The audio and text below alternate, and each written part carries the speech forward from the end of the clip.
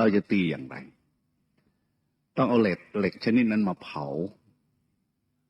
ให้แดงให้กล้าเมื่อมันร้อนเต็มที่เหล็กมันแดงมันจะอ่อนเมื่อมันอ่อนแล้วมันจะเบาจิตก็เหมือนกันจิตของเรามันเคยกล้าด้วยกำลังของกิเลสจนจะก้มหัวให้แก่ใครไม่ได้ในโลกนี้ตุงมาด้วยทิฏฐิตุงมาด้วยอัสมิมานะความเห็นว่าตัวตนอย่างเด่นชัดเรียกว่า full up with ego เต็มไปด้วยความยึดมั่น full up with attached in ego เต็มไปด้วยความยึดมั่นถือมั่นในตัวตนอย่างนี้ที่นี่เมื่อมันเต็มไปอย่างนี้แหละมันก็เลยรุนแรงที่จะต้องมาต่อสู้กับมันเราก็มาเผาโดยการนั่งสมาธิ3 ชั่วโมงมาแล้วนี่มันจะร้อนตัวนี้มันจะอึดอัดมันจะดิ้นมันจะกระวนกระวายในช่วงนี้เหมือนตกนรกทั้งเป็นต้องจำไว้ก่อนว่าการบรรลุธรรมอันเลิศด้วยการทำเร็วๆไม่มีไม่ได้เลยอัคเคนะจะขอคสะปฏิโหติแต่การบรรลุธรรมอันเลิศด้วยการกระทำอันเลิศย่อมมีได้แลเพราะนั้น3 วันแรกนี้ถ้าท่านไม่มีพลังทางธรรมปีกยังไม่กล้าขายังไม่แข็งพออินทรีย์ยังไม่แก่กล้าบารมียังไม่สุขสักหน่อยท่านจะรู้สึกเหมือนตกนรกทั้งเป็นไม่ใช่แต่เพียงพวกเราแม้แต่ในสมัยพุทธกาลพระพุทธเจ้าสอนในเรื่องข่มใจออกจากกามที่เรามานั่งกันอยู่ในนี้เรียกว่าเนคขมะแปลว่าข่มใจของตนเองออกจากสิ่งที่เคยตามใจคือกามบางคนเขาร้องเขาไม่กล้าที่จะไปบอกพระพุทธเจ้าแต่เขาไปร้องทุกข์กับพระอานนท์เขาบอกว่าปาปโตวีคียติยะติทางเดกมะปฏิปติบอกว่าท่านอานนท์ผู้เจริญการประพฤติตนเพื่อข่มใจออกจากกามเหมือนตกนรกทั้งเป็นนั่นก็จริง3 วันแรกนั้นจิตของท่านจะต่อต้านพฤติกรรมที่เราฝึกฝนปฏิปทาอันนี้แต่ท่านสามารถกระทำตามคอร์สที่หมู่ที่คณะครูบาอาจารย์พากระทำผ่านวันที่3ไปแล้วจิตใจที่ท่านเคยแข็งกร้าวแข็งกระด้างด้วยอำนาจของกิเลสด้วยอำนาจของพวกspiritual pride คือมานะนะคือความถือตนถือตัวมันจะอ่อนโยนลงมันจะอ่อนลงถ้าครบ3 วันนี้จิตใจท่านจะอ่อนโยนดีไม่ดีท่านจะรู้สึกน้ำตาไหลความคิดของท่านในวันแรกวันที่1ถึงวันที่2เพราะว่าตอนเช้าเราก็ตื่นมาตั้งแต่ตี 2นั่งสมาธิกันมาจนถึงสว่างความคิดของท่านประดังประเดกันมาเหมือนน้ำพุความคิดของท่านประดังประเดมาเหมือนแมงเม่าออกจากรูในขณะเดียวกันท่านก็ไม่สามารถทำตามความคิดท่านได้เพราะท่านตั้งใจที่จะมาปฏิวัติปฏิโสตคามีทวนกระแสในที่สุดมันจะอ่อนตัวลงเมื่อเราไม่ตามใจมันเข้าหนักๆกายก็ล้ากิเลสก็ล้าจิตใจที่แข็งกระด้างกลับเป็นอ่อนโยนจิตใจที่ประดังประเดคิดต่อต้านการกระทำคิดเห็นว่ามันเป็นทุกข์เป็นยากงุดหงิดรำคาญต่อมามันจะเริ่มอ่อนหยุดคิดประเภทนั้นแต่จิตนี้จะย้อนหลังท่านนั่งอยู่2 ชั่วโมงตั้งแต่ตี 2ถึงตี 4ก็เหมือนท่านดูหนังเรื่องใหญ่ๆ2 ชั่วโมงก็คือหนังเรื่องชีวิตของท่านเองจะใช้ปรุงไปข้างหน้าเรียกว่าmental formation คือความปรุงแต่งคิดในเรื่องราวที่จะไปข้างหน้าวันหน้าเดือนหน้าปีหน้าเมื่อปรุงไปข้างหน้าไม่ไหวปรุงยังไงก็ไม่ได้ทำตามในที่สุดมันอ่อนล้าลงก็จะย้อนหลังเรียกว่าขึ้นไปสู่สัญญาณในอดีต return to perception ของมันหลังจากนั้นมันจะเกิดอาการ reconciliation คือเรียกร้องเหมือนกับรีไวด์เทปรีไวด์อะไรคืนมาเรื่องเก่า จิตใจท่านจะเริ่มจำในสิ่งที่ท่านไม่เคยจำในสิ่งที่ท่านลืมมานานแล้วจำลงไปถึงตอนเด็กๆท่านจะจำได้แม้กระทั่งอย่างเล็กๆยังไม่นุ่งผ้าเล่นอยู่กับเพื่อนจิตชนิดนี้ท่านเข้าใจว่ามันลืมนั่นน่ะคือลักษณะของจิตที่มันจะเริ่มอ่อนในขณะที่มันย้อนหลังไปนี่ท่านจิตใจท่านจะอ่อนโยนบางทีนึกถึงการกระทำที่หยาบคายกับพ่อกับแม่กับบุคคลที่ปรารถนาดีต่อเรา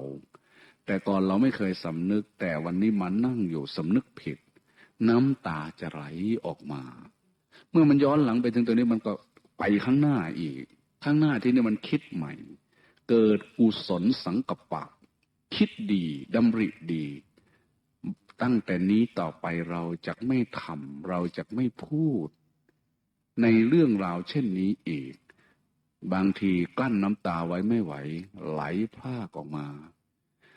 ในที่สุดจิตใจนี้ก็จะเกิดมุทุตังอ่อนโยนละหุตังจิตตังเบามองเห็นหมู่เห็นคณะเห็นทุกคนที่นั่งอยู่ด้วยกันเป็นพันๆ2,000นี่เหมือนลูกพ่อแม่เดียวกันยิ่งถ้าท่านได้เคยอ่านเคยเรียนพระไตรปิฎกบ้างคำพูดของพระพุทธเจ้าที่ท่านเคยอ่านจะชัดเจนดูก่อนภิกษุทั้งหลายเพราะอวิชชาเป็นเครื่องกั้นตัณหาเป็นเครื่องผูกพันเอาไว้ไม่ประจักษ์แจ้งอริยสัจธรรมเราและเธอทั้งหลายจึงท่องเที่ยวไปเป็นอเนกชาติในวัฏสงสารไม่มีเบื้องต้นไม่มีท่ามกลางไม่มีที่สุดภิกษุทั้งหลายไม่มีผู้ใดเลยจักไม่เคยเป็นพี่เป็นน้องเป็นพ่อเป็นแม่ซึ่งกันและกันในวัฏสงสารนี้แต่หากว่ามันลืมเวลาใดเธอเห็นคนทุกข์คนยากตาบอดหูหนวกง่อยเปียเสียขากายวิปริตจิตวิปลาสเธออย่าได้รังเกียจเดียดฉันเธอพึงสรุปลงไปได้เลยว่าแม้เราเองก็เคยเป็นเช่นนี้มาแล้วในอดีตชาติบางชาติอถกรรมวิวัตเตนะเพราะเหตุแห่งการหมุนเวียนแห่งกรรมในวัฏสงสารนี้คำตรัสของพระศาสดาอย่างนี้ถ้าท่านเคยอ่านเคยพบบัดนี้มันจะมีความรู้สึกเช่นนั้นเห็นทุกคนเหมือนพี่เหมือนน้อง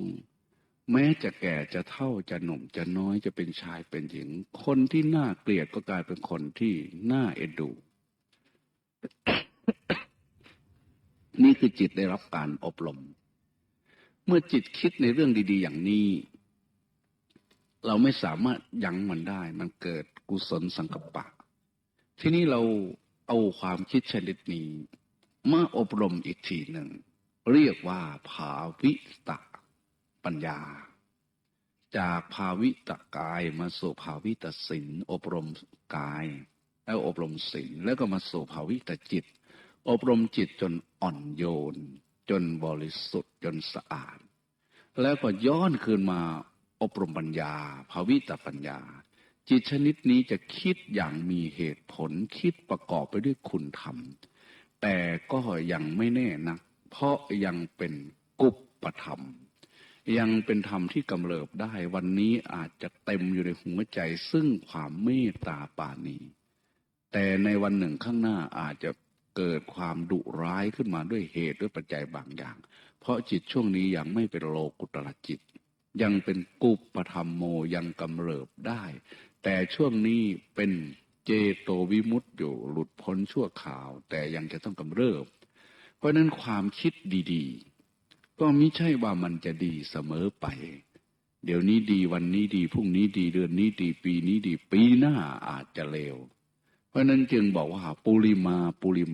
กุศลธรรมานังอกุศลปัจฉิมานังปัจฉิมานังอกุศลธรรมานังอนันตรปัจเจเยนะปัจเจโยพระอภิธรรมปิฎกที่ว่าด้วยปัจจยวิพังควาโรเล่มที่40ถ้าเราเปิดพระไตรปิฎกเราจะเห็นท่านแจกแจงปัจจัยยกขึ้นมาแจกแจงว่าความดีในวันนี้เดี๋ยวนี้เป็นปัจจัยให้เกิดความชั่วก็ได้ ความชั่วในวันนี้เป็นปัจจัยให้สำนึกได้แล้วเกิดการกระทำดีได้เพราะปุถุชนนี้ยังเป็นกุปปะธรรมโมกุปปะปุคโลเป็นบุคคลที่ยังกำเริบอยู่ด้วยเหตุนี้จึงมีคำว่าภาวิตะปัญญาอบรมปัญญาความคิดชนิดนี้มีปัญญาอยู่แต่เราก็ยังไม่ให้มันปรุงไม่ให้มันแต่งเฉยๆรู้เข้าไปในความคิดเรียกว่ารู้เท่าทันความคิดไม่ว่ามันจะคิดดีแค่ไหนก็ตามรู้มันหยุดมันคิดอีกรู้อีกอย่าได้เสียดายความคิดดีๆในเมื่อมันสงบมันปรุงมันแต่งบางท่านลุกขึ้นไปเอากระดาษมาจดว่าทำไมเราไม่เคยคิดอย่างนี้ถ้าเป็นพระนั่งเทศองค์เดียวอยู่ในใจนั่งเทศนอนเทศทั้งคืนแต่ก่อนเราทำไมเราไม่เป็นอย่างนี้หลังจากนั้นมันจะเริ่มคิดต่อไปว่าไปพบคนโน้นจะพูดอย่างนั้นจะเทศอย่างนี้จะไปสั่งวัดสั่งวาจะทำอย่างนี้ถ้าเราเห็นอย่างนี้เอาความคิดอันเนี้ยมาอบรมใหม่คือรู้เข้าไปวิญญาณังปริยยังรู้เข้าไปในตัวผู้รู้อันนั้นแหละวิแปลว่าแจ้งญาณรู้แจ้งว่ามันคิดก็รู้เข้าไปในตัวผู้รู้นั้นเมื่อรู้เข้ามันจะสั้นลง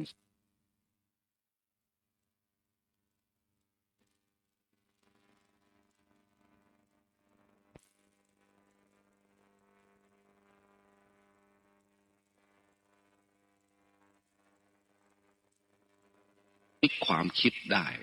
เรียกว่าสยังวสีมีอำนาจเหนือจิตแกคิดมาเมื่อไหร่ฉันก็รู้แกเมื่อนั้น no again no after no รู้อยู่อย่างนั้นนานๆเข้าความคิดโผล่ไม่ได้เพราะผู้รู้จ้องอยู่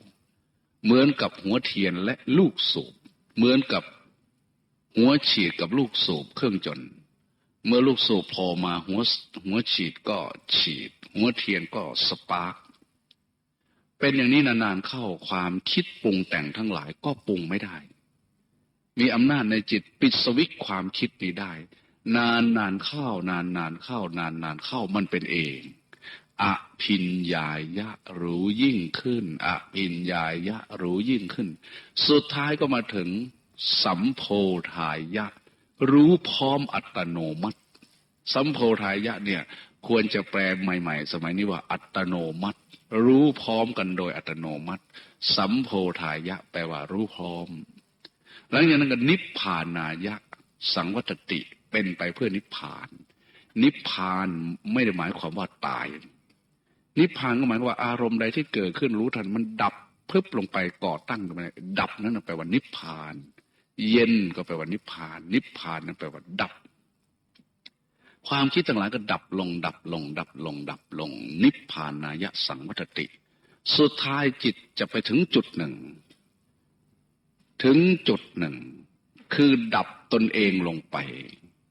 มีแต่รู้เฉยๆไม่แตกกิ่งแตกก้านไม่ยอมรับภายนอกเหมือนคนโง่คนหนึ่งคิดไม่ได้ตั้งแต่เช้าจดเย็นตั้งแต่กลางคืนถึงพรุ่งนี้เช้าไม่คิดอะไรคิดไม่ออกเฉยดีไม่ดีเห็นหน้าพี่หน้าน้องมาคิดไม่ออกนิมนต์ครับทำวัดเย็นกัน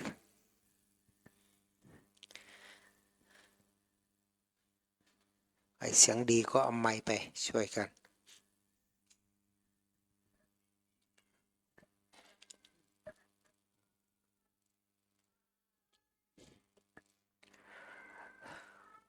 เปิดหนังสือไปทำวัดเย็น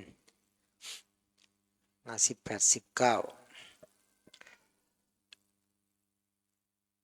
พุทโธสัพพัญโยตยาโน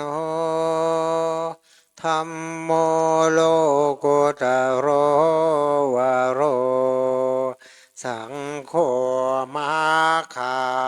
ภาลาโทจาเอเจตังรัตนาตายังเอตาสานุภาเวนะสัพพทุกขาอุปาทวาห อันตรายาจานาสันตุสาภาโสทิภาวันตุเตอะระหังสัมมาสัมพุทโธภะคะวาผู้มีพระภาพระคเจ้าเป็นพระอรหันต์ดับเพลิงกิเลสเพลิงทุกข์สิ้นเชิง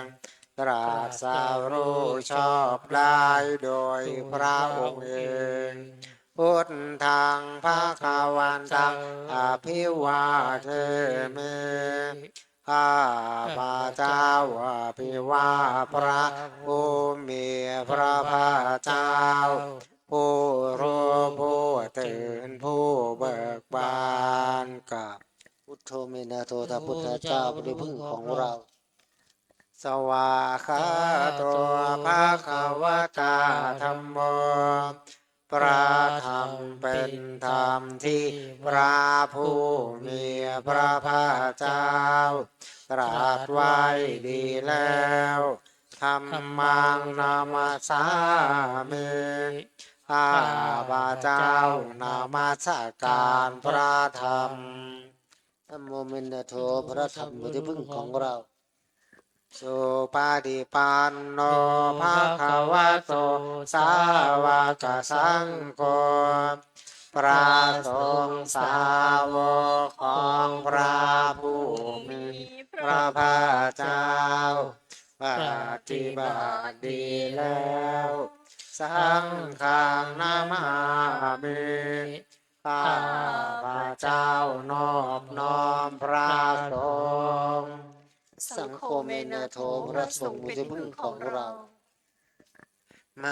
หังมาตาปิตุนังวะปาเทวันทามิสาคารังข้าพระเจ้าขอกราบที่เท้ามารดาและบิดาของข้าพระเจ้าด้วยความเคารพอย่างยิ่งคุณมารดาบิดาเป็นที่พึ่งของเราปัญญาบุธิกะเรเตเตเอนาวาเทนามามิหังข้าพระเจ้าขอนอบน้อมคุณครูอุปัชฌาย์อาจารย์ผู้พร่ำสอนเหล่านั้นทำให้ข้าพระเจ้ามีปัญญาเจริญงอกงามคุณครูประชาอาจารย์เป็นที่พึ่งของเรา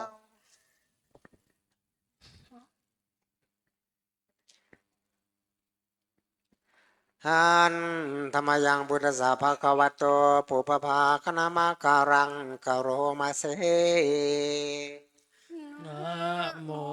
ตัสสะภะคะ ภะ วะ วะ โต โตขอนอบน้อมแด่พระผู้มีพระภาคเจ้าพระองค์นั้นอะระหะโตซึ่งเป็นผู้ไกลจากกิเลสสัมมาสัมพุทธัสสะตรัสรู้ชอบได้โดยพระองค์เองนะโมตัสสะภะคะวะโตขอ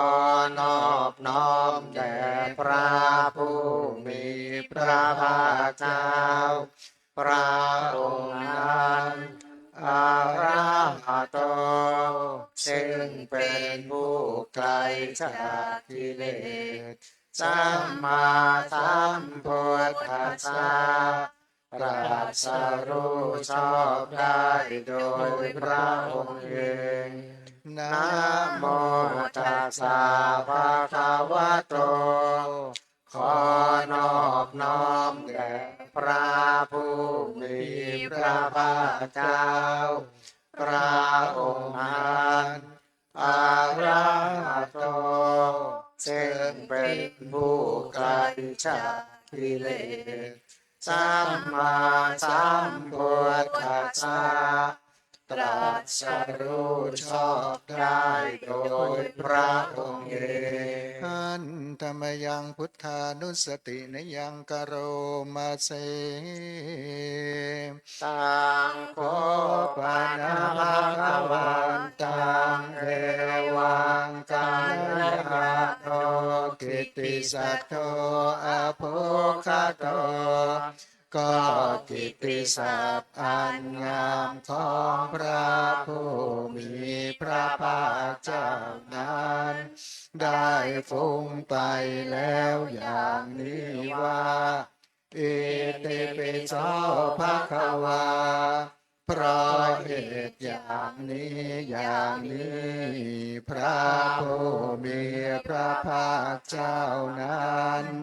อะระหังเป็นผู้ไกลจากกิเลสสัมมาสัมพุทโธ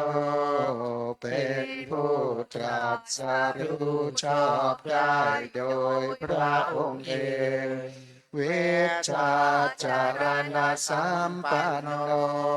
เป็นผู้ถึงพร้อมด้วยวิชาและจารณะสุขโตเป็นผู้ไปแล้วด้วยดีโลกวิทูเป็นผู้รู้โลกอย่างแจ่มแจ้งอนุตตร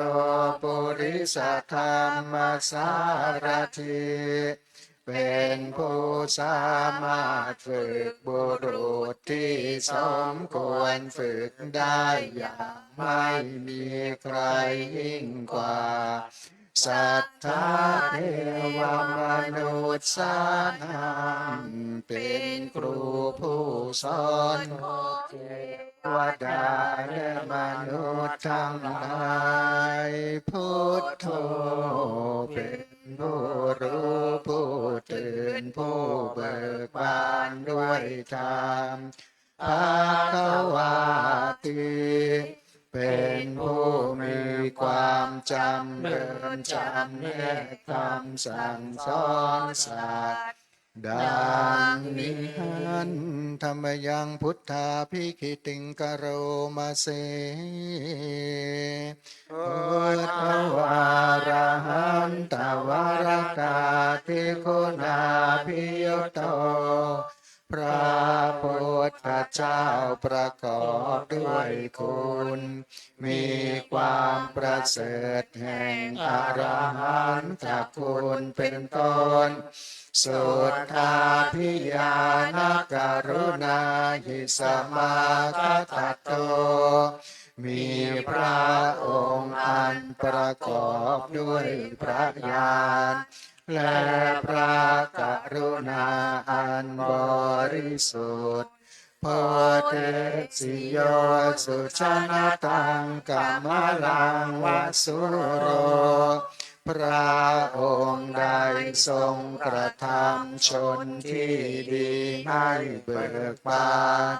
ดุจอาทิตย์ทำบัวให้บานวันธามหังตมรณังศิราสาชิเนนทางข้าพระเจ้าไหว้พระนศีผู้ไม่มีกิเลสพระองค์นั้นด้วยเสียงกล่าวพุทโธโยสัพพปานินังสารนังเขมามุตตมังพระพุทธเจ้าพระองค์ใดเป็นสารณะอันเกษมสูงสุดของสัตว์ทั้งหลายปัทมานุสติทานังวันทามิตังสิเรนังข้าพระเจ้าไหว้พระพุทธเจ้าพระองค์นั้นอันเป็นที่ตั้งแห่งความระลึกองค์ที่หนึ่งด้วยเสียงกล่าวพุทธัสสะหัสสมิทาโสวาพุทโธเมสามิกิสโร ข้าพระเจ้าเป็นทาสของพระพุทธเจ้าพระพุทธเจ้าเป็นนายมีอิสระเหนือข้าพระเจ้าพุทโธทุกขาสัคคาตาจาวิทาตาจาหิตาสเมพระพุทธเจ้าเป็นเครื่องกำจัดทุกข์และทรงไว้ซึ่งประโยชน์แก่ข้าพระเจ้า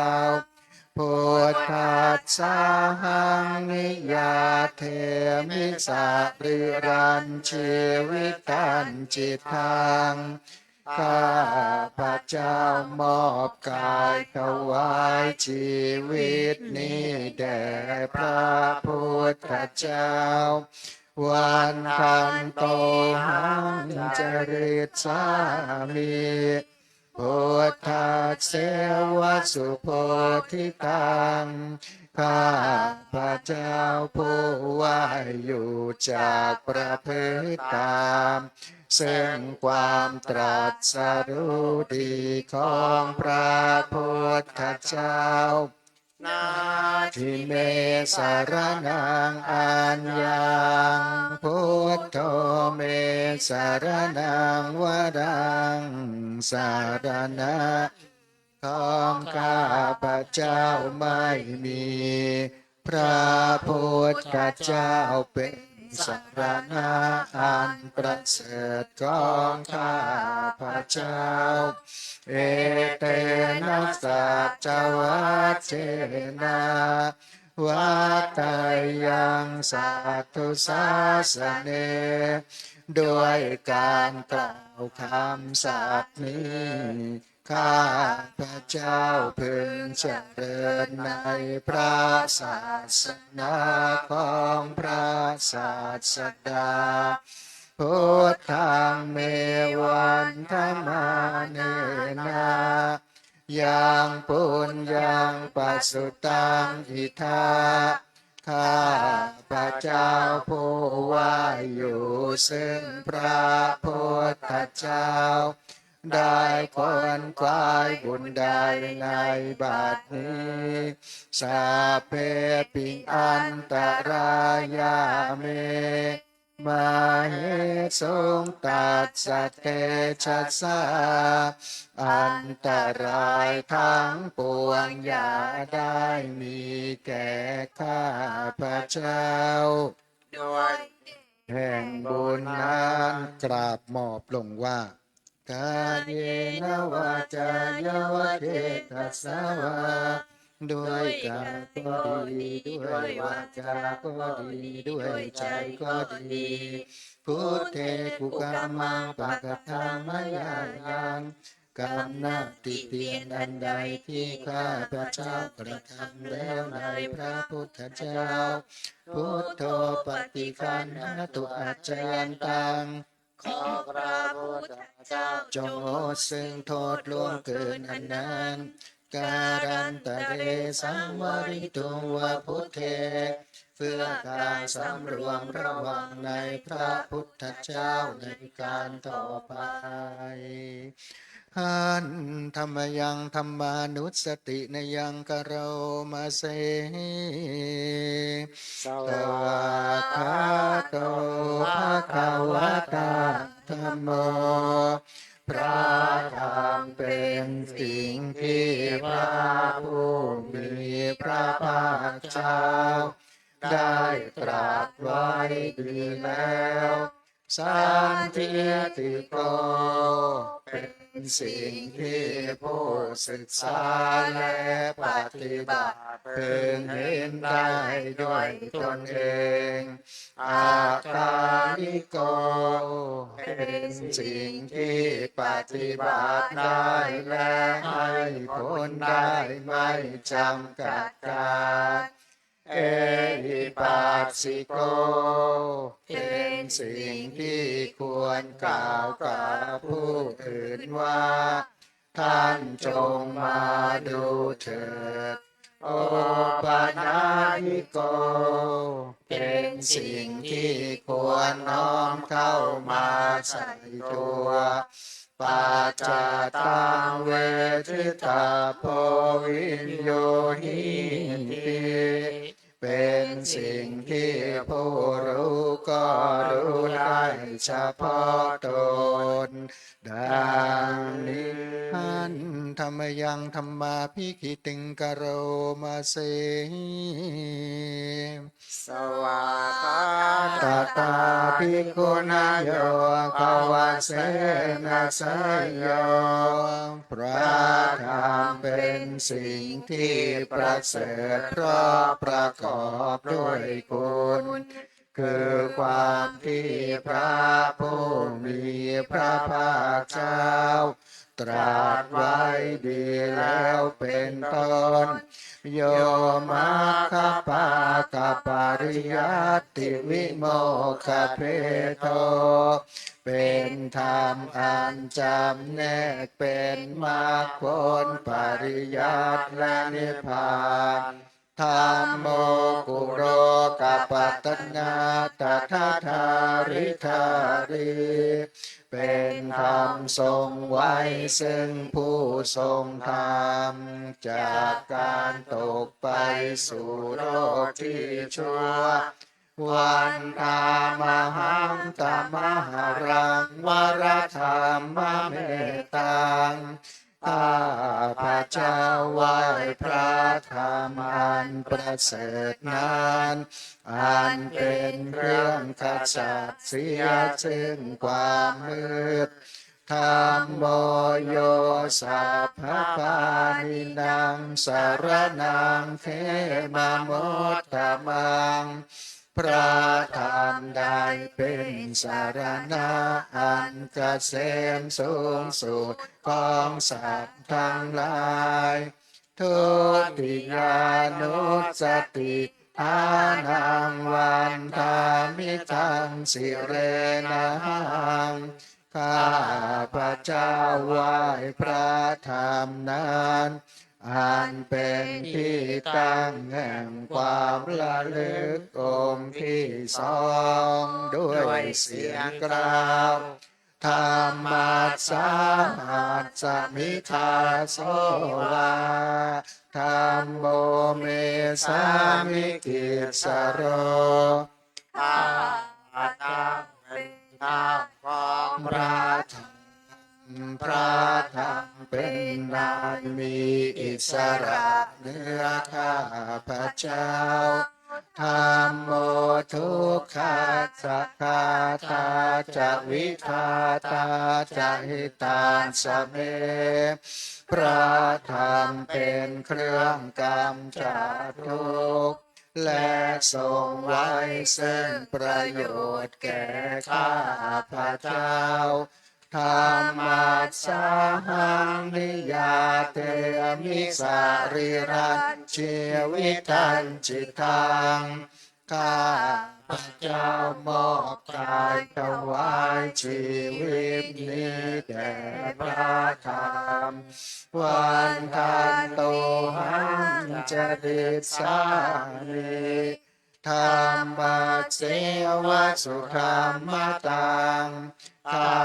พระเจ้าผู้ว่าอยู่จากประพฤติตามซึ่งความเป็นธรรมดีของพระธรรมนาทิเมสารนังอัญญังธรรมโมเมสารนังวรังสารณะอื่นของข้าพระเจ้าไม่มีพระธรรมเป็นสารณะอันประเสริฐของข้าพระเจ้าเอเตนะสัจวัชเชนะวัตตายังสัตถุสาสเนด้วยการกล่าวคำสัตย์นี้ข้าพระเจ้าพึงเจริญในพระศาสนาของพระศาสดาธรรมังเมวันธรรมานินา ยังปุญญังปัสสุตังอิทธาข้าพระเจ้าผู้ว่าอยู่ซึ่งพระธรรมได้ควรควายบุญใดในบัดนี้สัพเพปิอันตรายาเมมาหิสุตัสสะเตชัสสะอันตรายทั้งปวงอย่าได้มีแก่ข้าพระเจ้าด้วยเดชแห่งบุญนั้นกราบมอบลงว่ากายเยนวาจายวาเจตัสสาวา ด้วยกายก็ดี ด้วยวาจาก็ดี ด้วยใจก็ดีธรรมเมกุกามังปะกะกัมมยายังกามนาติเตียนอันใดที่ข้าพระเจ้ากระทำแล้วในพระธรรมธรรมโมปฏิคันหตุอาจยันตังขอพระธรรมจงงดซึ่งโทษล่วงเกินอันนั้นการันตะเรสังวาริตุงวะธรรมเมเพื่อการสำรวมระวังในพระสงฆ์ในการต่อไปอันธรรมยังสังขานุสตินยังกโรมาเสง สุปฏิปันโน ภะคะวะโตสาวกสังโฆทรงสาวกของพระผู้มีพระภาคเจ้าหมู่ใดปฏิบัติดีแล้วโอชุปฏิปันโนภะคะวะโตสาวกสังโฆทรงสาวกของพระผู้มีพระภาคเจ้าหมู่ใดปฏิบัติตรงแล้วยายาปฏิปันโนภะคะวะโตสาวกสังโฆทรงสาวกของพระผู้มีพระภาคเจ้าหมู่ใดป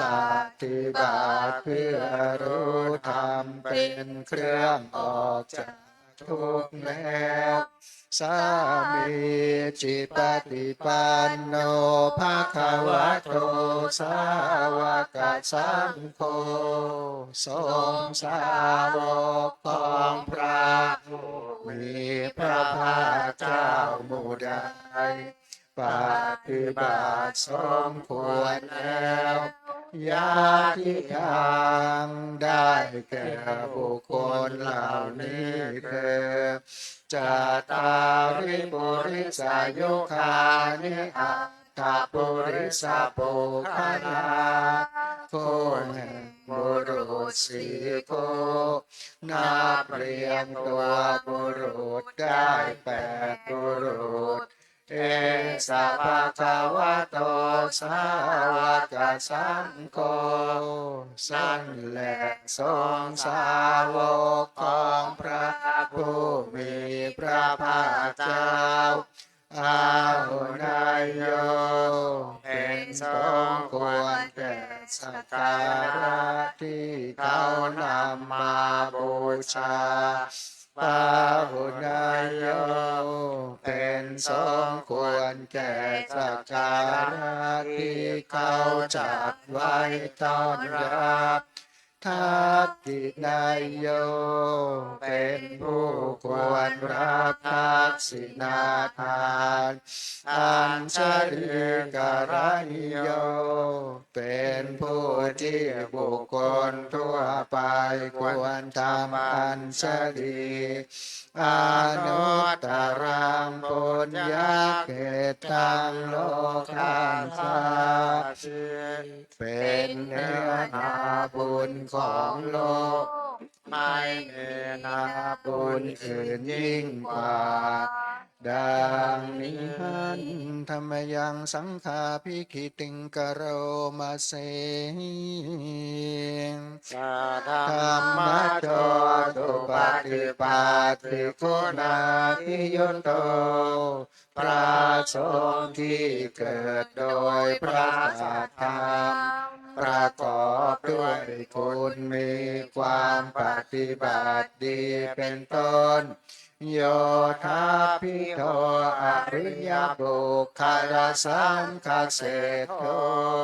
เป็นหมู่แห่งพระอริยบุคคลอันประเสริฐแปดจำพวกศีลาทิธรรมปวาราสยกายจิตโตมีกายและจิตอันอาศัยธรรมมีศีลเป็นต้นอันบวรวันธามหันตมริยานคนังสุทังข้าพระเจ้าว่าหมู่แห่งพระอริยเจ้าเหล่านั้นอันบริสุทธิ์ด้วยดีสังโฆโย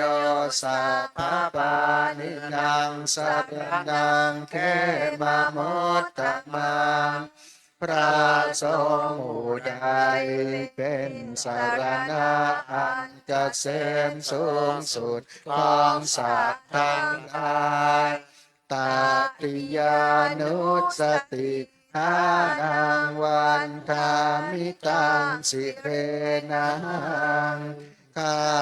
พระเจ้าไหว้พระสงฆ์หมู่นั้นอันเป็นที่ตั้งแห่งความละลึกองค์ที่สามด้วยเสียงกล่าวสังฆัสสะหัสสมิทาโสสังโฆเมสามิกิสสโรข้าพระเจ้าเป็นทาสของพระสงฆ์พระสงฆ์เป็นนายมีอิสระเหนือข้าพระเจ้าสังโฆทุกขัตถาตาจะวิทาตาจะหิตาสเมพระสงฆ์เป็นเครื่องกำจัดทุกข์และทรงไว้ซึ่งประโยชน์แก่ข้าพระเจ้าสังฆัสสะหังนิยาเทมิสาอิรัญเชวิตัญจิตังข้าพระเจ้ามอบกายถวายชีวิตนี้แด่พระสงฆ์วันทันโตหังจริตสามิสังฆัสโสปฏิปันนตังข้าพระเจ้าผู้ว่าอยู่จากประพฤติธรรมซึ่งความปฏิบัติดีของพระสงฆ์นัตถิเมจารนังอัญญังสังโฆเมสวรังสารณะอื่นของข้าพระเจ้าไม่มีพระธรรมเป็นสารณะอันประเสริฐของข้าพระเจ้าเอเตนะสัจวัชเชนะวัตไตยังสัตตุสาสเนด้วยการกล่าวคำสัตย์นี้ข้าพระเจ้าพึงเจริญในพระศาสนาของพระศาสดาสังฆังเมวันธรรมาเนนะยังปุญญังปัสสุตังอิทาข้าพระเจ้าผู้ว่าอยู่ซึ่งพระสงฆ์ได้ควรควายบุญใดในบัดนี้สัพเพปิอันตรายาเมมาเหสุงตัสสะเตชะสาอันตรายทั้งปวงอย่าได้มีแก่ข้าพระเจ้าด้วยเดชแห่งบุญนั้นกราบหมอบลงว่ากายเยนวาจายวเจตสาวาด้วยกาย ก็ดีด้วยวาจาก็ดีด้วยใจก็ดีสังเกกุกังมังปะกะตังมยายัง กรรมนาติเตียนอันใดที่ข้าพระเจ้ากระทำแล้วในพระสงฆ์สังโฆปฏิคันหตุอัจจยันตัง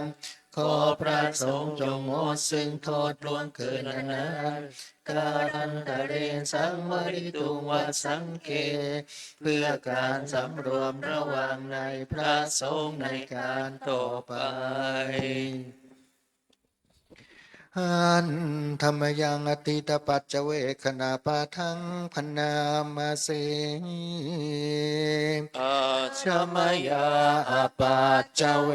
คิตวายังจีวรังปริพุตังจีวรได้งานเรานุ่งห่มแล้วไม่ทันพิจารณาในวันนี้ตังยาวะเทวาสิตาสาปฏิฆาตายาจีวรนั้นเรานุ่งห่มแล้วเพียงเพื่อบำบัดความหนาวอุณาสาปฏิฆาตายาเพื่อบำบัดความร้อนดังสมากัสสวาตาตปาสิริงสัปปะสัมผัสสานังปฏิฆาตายาเพื่อบำบัดสัมผัสอันเกิดจากเลือดยุงลมเด็ดและสัตว์เลื้อยคลานทั้งหลายยาวะเทวาหิริโกปินาปฏิชาธนาทางและเพียงเพื่อปกปิดอวัยวะอันให้เกิดความละอายอาชมยาปัจจเวคิตวายโยปินทปาโตปริพุตโตบินทบาทได้อันเราฉันแล้วไม่ทันพิจารณาในวันนี้โสเทวาทวายาบินทบาทนั้นเราฉันแล้วไม่ใช่เป็นไปเพื่อความเพลิดเพลินสนุกสนานนามทายาไม่ใช่เป็นไปเพื่อความเมามันเกิดกำลังพลังทางกายนามันดนายาไม่ใช่เป็นไปเพื่อประดับนาวิภูสนายาไม่ใช่เป็นไปเพื่อตกแต่งยาวะเทวาอิมัสสกายาสัทธิติยาแต่ให้เป็นไปเพียงเพื่อความตั้งอยู่ได้แห่งกายนี้ยาปนายาเพื่อความเป็นไปได้ของอัตภาพวิหิงสุปาราติยาเพื่อความสิ้นไปแห่งความลำบากทางกายพระมจริยานุขายาเพื่ออนุเคราะห์แก่การประพฤติพรหมจรรย์อิติปุรานันจะเวทนังปฏิหังคามิ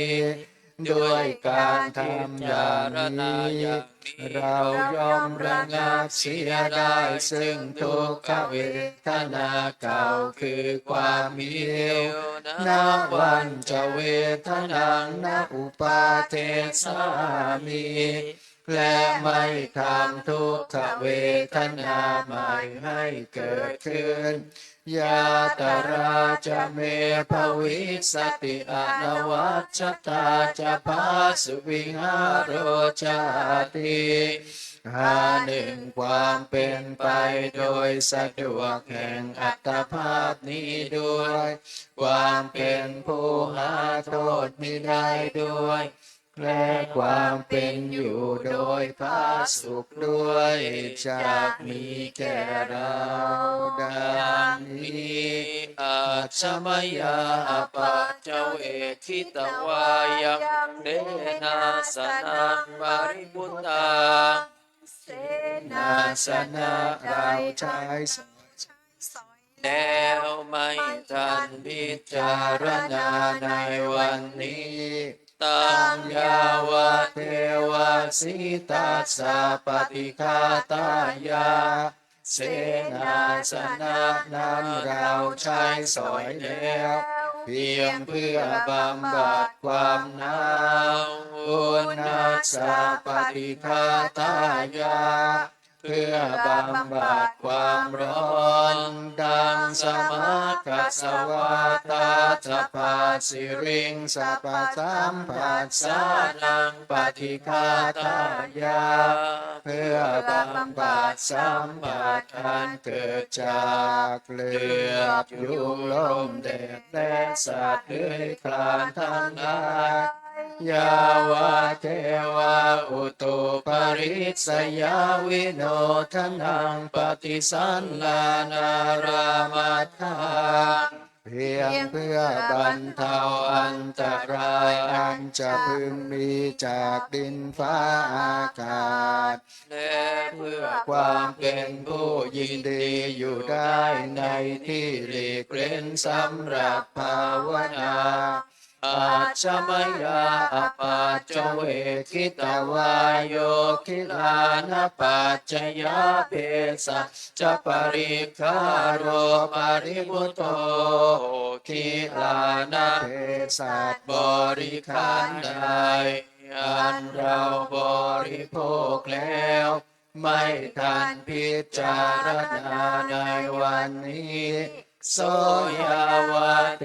วาอุปันนานังวยาภาธิกานังเวทนานังปฏิฆาตายา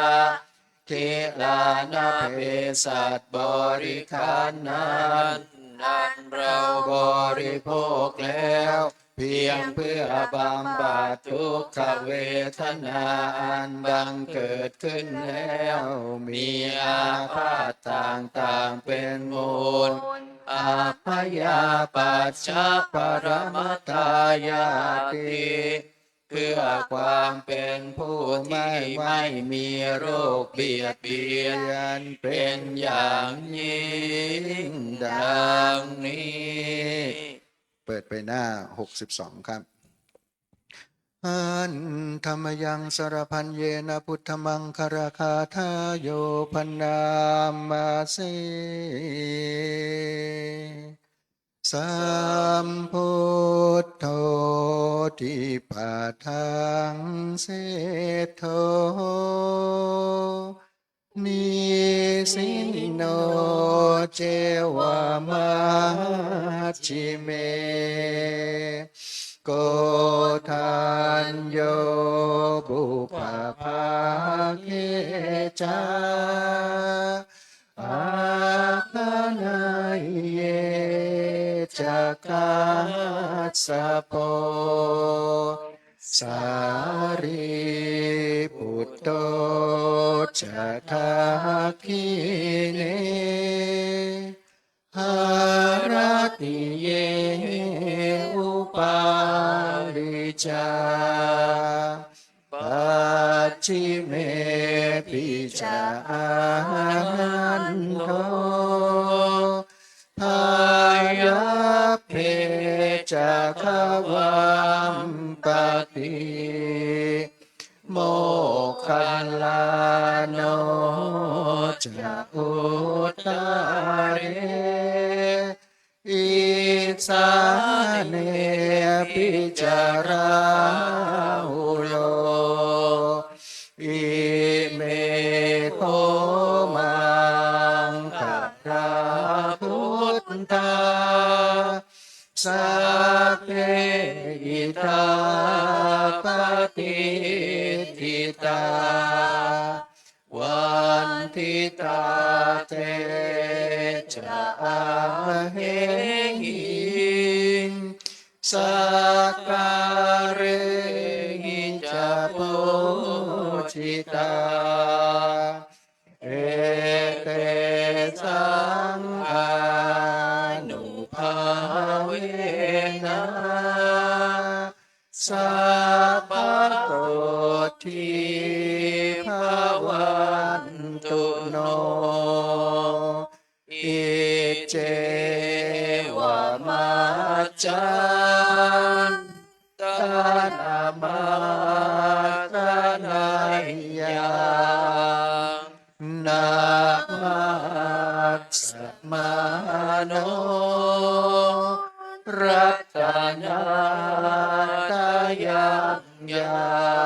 งปุญญาภิสันทังวิปุรังอรัตถังตัสสานุภาเวนะตันตรายโยธรรมยังพุทธปัสสังสาขาทาโยพุทธสิหิงโคนามะพันนามะสิติปวารสิหิงโคอุตตมยโสปิเตโชยัตถากตาจิตโตโสสักการโรอุปาโทสักกาลาพุทธัสสะสนังโชตยันโตวัตถิโปสุรานาเรหิมาหิโตคารมาโนวะพุทโธติพุทธาสิงคาอุบัติมานาแดนใดประเสริฐนักเครือไกรดุจกายพระศาสดาเป็นที่เคารพน้อมมนุษย์พร้อมทั้งเทวาเปรียบเช่นชาวาลาศาสนาที่ยืนยงเหมือนหนึ่งพระสัมพุทธสุวิสุทธิพระชนคงแดนใดพระดำรงพระศาสตร์คงก็จำรูนด้วยเดชสิทธิศักดิ์ท้าพิทักษ์อนุกูลพระศาสตร์บ่มีสูญพระเพิ่มพูนมหิทธาข้าขอเคารพน้อมวจีขอมขึ้นบูชาพิทักษ์คารักษาพระศาสมาตลอดกาลปวงข้าจะประกาศพุทธศาสนาให้ไพศาลขอพระอภิบาลชินนามา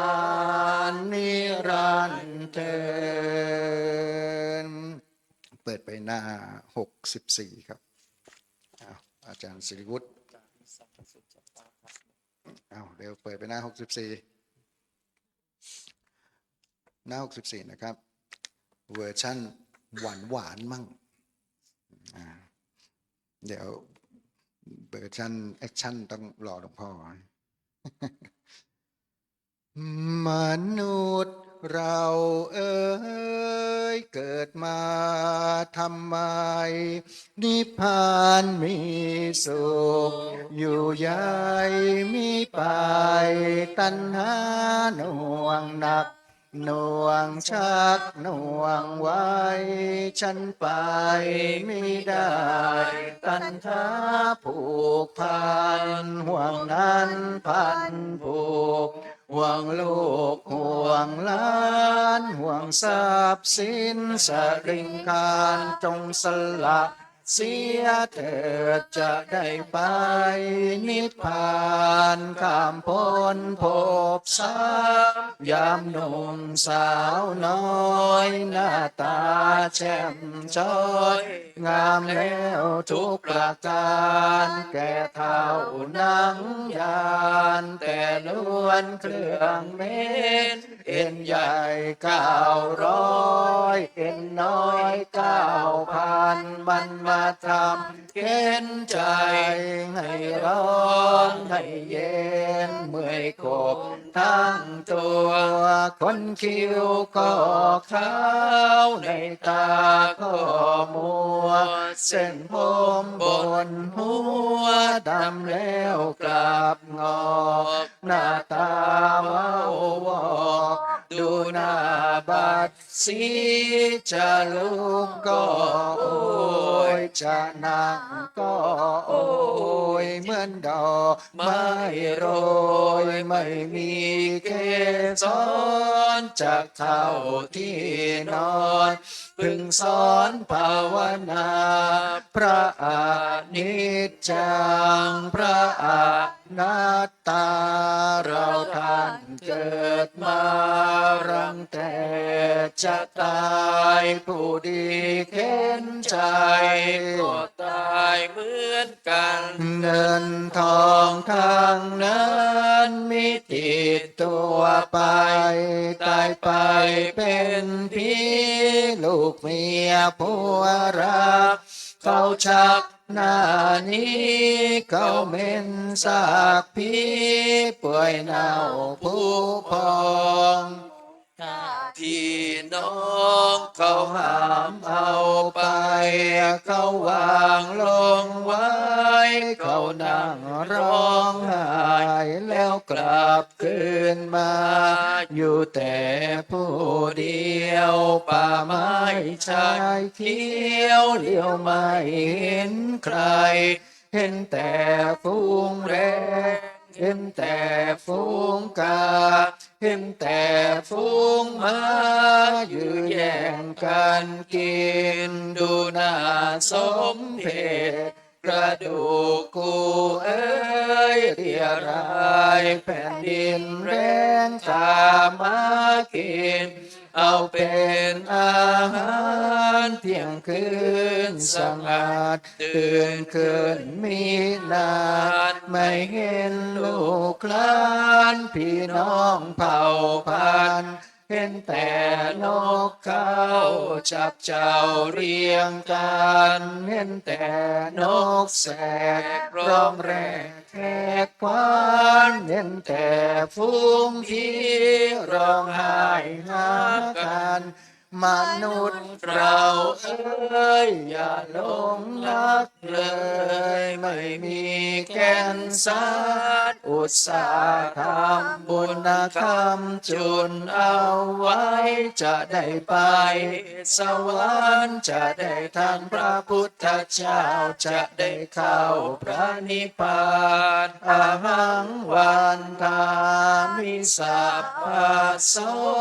อาหังวันทามินิพพานาปัจจโยตุ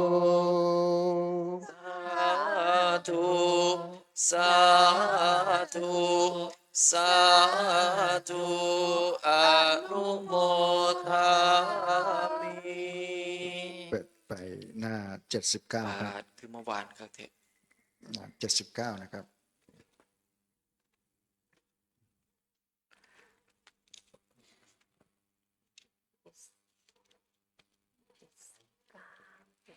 79นะครับเอวเมสุตัง เอกังสมัยยังภะคะวาสาวัตถิยังวิหารติเชตวันเนอนาถเป็นทิการสะอาราเมตัตตระโคภะคะวาภิกขุอามันเตสิภิกขโวติภะทันเต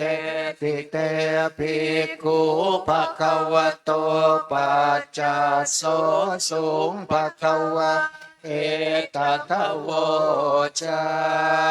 เมตตายาภิกขเวเจโตวิมุตติยาอาเสวิตายาภาวิตายาภาอุลิกตายายานิกตายาวัตถุกตายาอนุทิตายาปริจิตายาสุสมารัตตายาเอกาทัสสานิสังสาปาติกังคากตเมเอกาทัสสะสุขังสุปฏิสุขังปฏิพุทธตินาปาปะกังสุปินังปัสสติมนุสสานังปิโยโหติอมนุสสานังปิโยโหติเทวตาราคันตินาสะคิวาวิสังวาสัทธังวากรรมติตุวตังจิตตังสัมมาทิยติโมขวันโนวิปัสสิทติอาสัมมุลลโหการังกโรติอุตตเรงอาปฏิวิชชันโตพระมโลกุปโคโหติเมตตายาภิกขเวเจโตวิมุตติยาอาเสวิตายาภาวิตายาภาอุลิกตายายานิกตายาวัตถุกตายาอนุจิตายาปริจิตายาสุสมารัตตายาอิเมเอกาทัสสานิสังสาปาติกังคาติอิธรรมโวจะภะคะวาอาตมนาเตภิกขุภะคะวะโตภาสิตังอภินันทุนติอาทิอโนทิโสภารณาเมตตาเจโตวิมุตติอาทิโอทิโสภารณาเมตตาเจโตวิมุตติอาทิทิสายภารณาเมตตาเจโตวิมุตติกติหาการเรหิอโนทิโสภารณาเมตตาเจโตวิมุ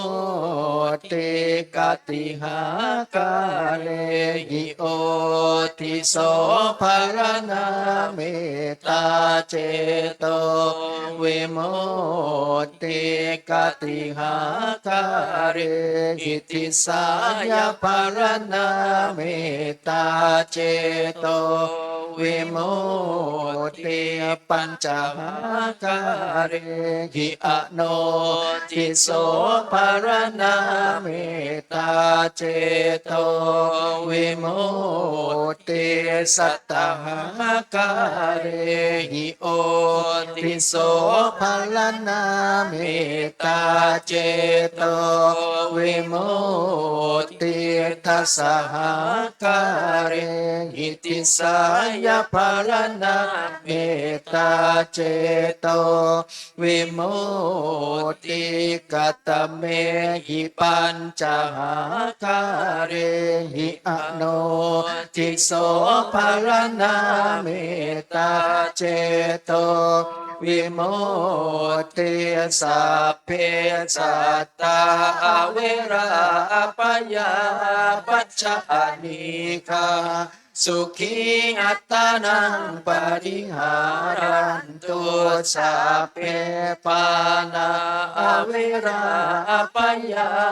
ปัจจานิคา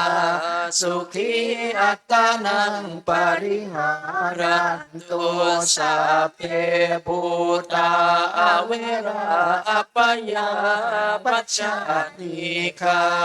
สุขีอัตตานังปริหารันตุสัพเพปุคลา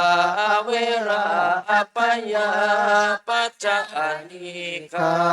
สุขีอัตตานังปริหารันตุสัพเพอัตตภาวะปริยาปนาเวราปยาปัจจานิคาสุขีอัตตานังปริหารันตุอิเมหิปัญจหาการเหิอโนทิโสปารณาเมตตาเจโตวิมุตติกตเมหิสัตตหาการหิโอทิโสภารณาเมตตาเจโตวิมุตติสัพพะอิติโยอเวราปยาปัจจานิกาสุขีอัตตานังปริหารันตุสัพเพปุริสาเวราปยาปัจจานิกาสุขีอัตตานังปริหารันตุสัพเพอริยาเวราปยาปัจจานิกาสุขีอัตตานังปริหารันตุสัพเพอนาริยาเวราปยาปัจจานิกาสุขีอัตตานังปริหารันตุสัพเพเทวาเวราปยาปัจจานิกาสุขีอัตตานังปริหารันตุสัพเพมนุสสาเวราปยาปัจจานิกาสุขีอัตตานังปริหารันตุสัพเพวินิปาติกาเวราปยาปัจจานิกาสุขีอัตตานังปริหารันตุสเมหิสัตตหาการหิโอทิโสภารณาเมตตาเจโตวิมุตติกตเมหิทัสสหาการหิติสายภารณาเมตตาเจโตวิมุตติสัพเพปุราติมายติสายสัตตาเวราปยาปัจจานิกาสุขีอัตตานังปริหารันตุสัพเพปัจฉิมายติสายสัตตาเวราปยาปัจจานิกาสุขีอัตตานังปริหารันตุสัพเพอุตตรายติสายสัตตาเวราปยาปัจจานิกาสุขีอัตตานังปริหารันตุสัพเพทักขินายติสายสัตตาเวราปยาปัจจานิกาสุขีอัตตานังปริหารันตุสัพเพปุราติมายาอนุติสายสัตตาเวราปยาปัจจานิกาสุขีอัตตานังปริหารันตุสัพเพปัจฉิมายาอนุติสายสัตตาเวราปยาปัจจานิกาสุขีอัตตานังปริหารันตุสัพเพอุตตราย ายอนุติสายสัตตาอเวราอัปปยาปัจจานิกาสุขีอัตตานังปริหารันตัวสัพเพทักขินายอนุติสายสัตตาอเวราอัปปยาปัจจานิกาสุขีอัตตานังปริหารันตัวสัพเพหิทิมายติสายสัตตาอเวราอัปปยาปัจจานิกาสุขีอัตตานังปริหารันตัวสัพเพอุปริมายติสายสัตตาอเวราอัปปยาปัจจานิกาสุขีอัตตานังปริหารันตุอิเมหิตาสหาคาเรหิติสายปารณาเมตตาเจโตวิมุตติ สาธุขออนุโมทนาเวอร์ชั่นหวานๆบ้างนะเปิดไปหน้า92ครับกรวดน้ำตอนเย็นนะครับ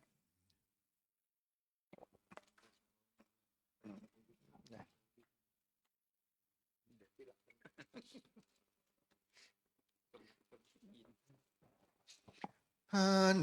ธรรมยังอุทิศนาทิธานาคาทายโยพนามาเสอิมินาปุญญากรรมเมนาด้วยบุญนี้อุทิศให้อุปัชฌายะคุณุตตราอุปัชฌาย์ผู้เลิศคุณอาจาริโยปการาจาและอาจารย์ผู้เกื้อหนุนมาตาปิตาจายาตากาทั้งพ่อแม่และปวงญาติสุริโยจันทิมาราชาสุนจันทร์และราชาคุณวันตานาราปิจาผู้ทรงคุณหรือสูงชาติพระมมาราชาอินทาจาพรหมานและอินทราชโลกาปาราชเทวตาทั้งถวยเทพและโลกบาลยะโมมิตามนุษย์สาจายมมารามนุษย์มิตรมัจจตาเวริกาปิจาผู้เป็นกลางผู้จองพลานสัพเพสัตตาสุขีโหนตุขอให้เป็นสุขสันต์ทุกตัวหน้าอย่าทุกทนปุญญานิปกตานิเมบุญพองที่ข้าทำจงช่วยอำนวยสุภผลสุขังจติวิทังเทนตุ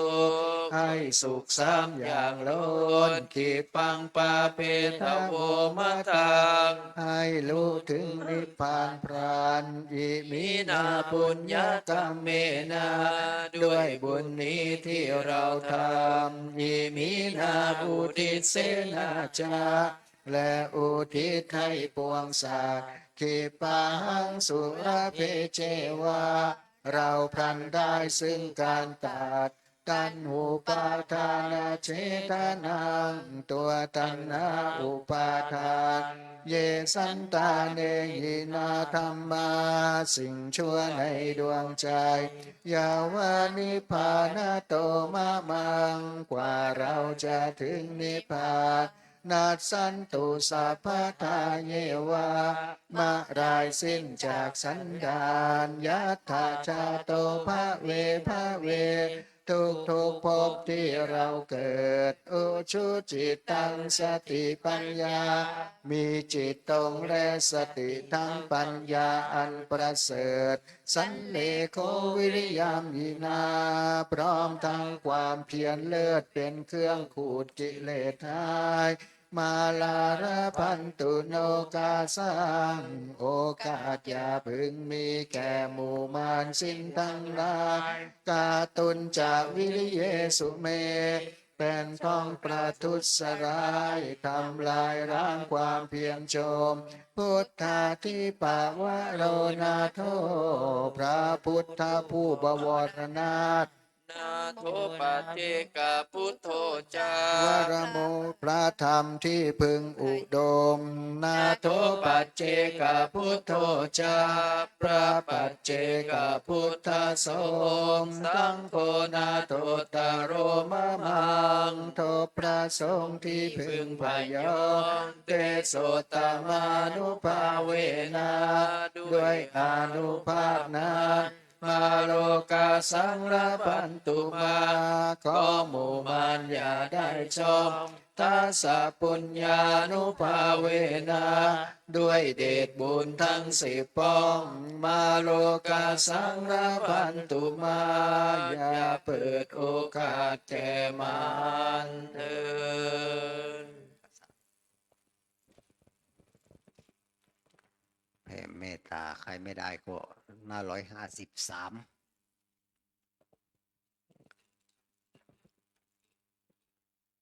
สัพเพสัตตาสัตว์ทั้ ทั้ ง ง ห ห ลา ลาย ยที่เป็นเพื่อนทุกข์เกิดแก่เจ็บตายด้วยกันทั้งหมดทั้งสิ้นอาเวราหุนตัวจงเป็นสุขเถิดอย่าได้มีเวรแก่กันและกันเลยอาภัยยาปัชชาหุนตัวจงเป็นสุขเถิดอย่าได้พยาบาทเบียดเบียนซึ่งกันและกันเลยอานิคาหุนตัวจงเป็นสุขเถิดอย่าได้มีความทุกข์กายทุกข์ใจเลยสุขีอัตตานังปริหารันตุจงมีความสุขกายสุขใจรักษาตนให้พ้นจากทุกข์ไปทั้งสิ้นเถิดอิทังโนยาตินังโหตุสุขิตาโหตุยาตโยข้าพระเจ้าขอตั้งจิตอุทิศผลบุญกุศลนี้แผ่ไปให้ไพศาล ถึงมารดาบิดา ดับปู่ย่าตายายครูอุปัชฌาย์อาจารย์ทั้งลูกหลานญาติมิตรสนิทกันทั้งคนเคยร่วมรักสมัครใครก็ให้ได้ส่วนกุศลผลของฌานทั้งพระราชา พระราชินี พระราชโอรส พระราชธิดา คณะรัฐบาลทหารตำรวจ และสาธุชนทั้งหลายที่ช่วยบำรุงพระพุทธศาสนาขอให้ได้ส่วนกุศลบุญของฉันทั้งเจ้ากรรมนายเวร มีพระอินทร์ พระพรหมพระยมพระการท้าวจตุโลกบาลทั้งสี่พระภูมิเจ้าที่นางพระธรณีพระเพลิงพระลายพระแม่โพธิ์ศพพระแม่คงคาตลอดทั้งสรรพสัตว์ทั้งหลาย ดวงวิญญาณทั้งหลาย ที่ได้รับความทุกข์ขอให้พ้นจากทุกข์ที่ได้รับความสุขขอให้สุขยิ่งขึ้นไปขอให้ท่านทั้งหลายเหล่านั้นจงได้รับอนุโมทนากุศลผลบุญที่ข้าพเจ้าทั้งหลายได้บำเพ็ญกันแล้ววันนี้ จงทุก คนทุกคนเดินสาธุสาธุสา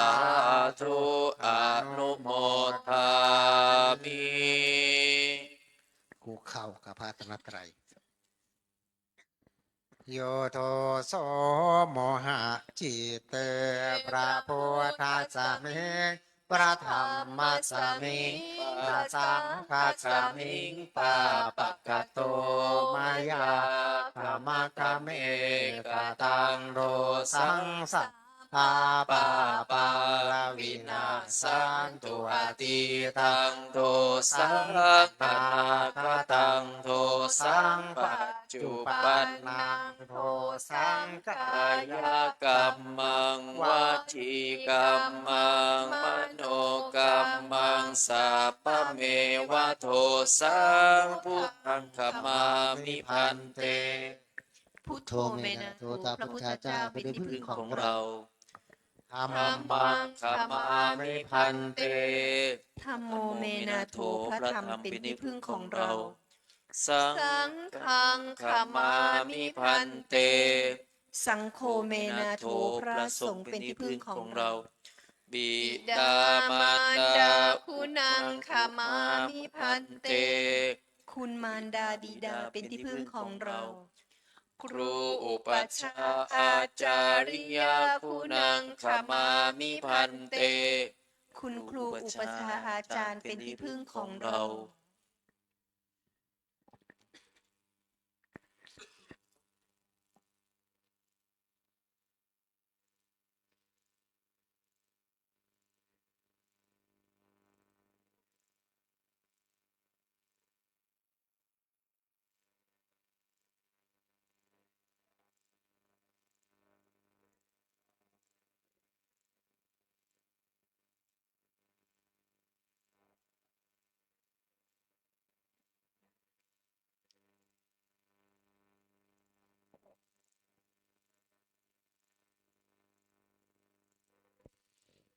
กราบโทเมนาโทขึ้นกราบกราบ อัญชลี วันทา อภิวาท พุทโธเมนาโถพระพุทธเจ้าเป็นที่พึ่งของเรา อัญชลี วันทา อภิวาทธัมโมเมนาโถพระธรรมเป็นที่พึ่งของเรา อัญชลี วันทา อภิวาทสังโฆเมนาโถพระสงฆ์เป็นที่พึ่งของเรา อัญชลี วันทา อัญชลี สาธุ จองไว้ก่อนนะคณะเนี้ยแม่ชีนะเดี๋ยวผมมรณภาพนะครับสวดต่อจากพระเลยเด้อเข้าใจปะจองไว้ก่อน อย่าไปก่อนนะ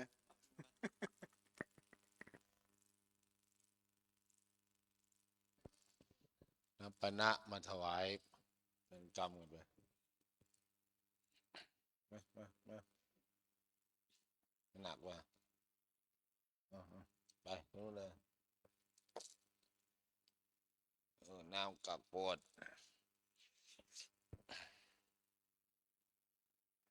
พี่เคมไปปิดประตูตรงนั้นไปเลยกับประตูนี่แหละไม่ได้บอกวัด2 ทุ่มวันนี้ทำงาน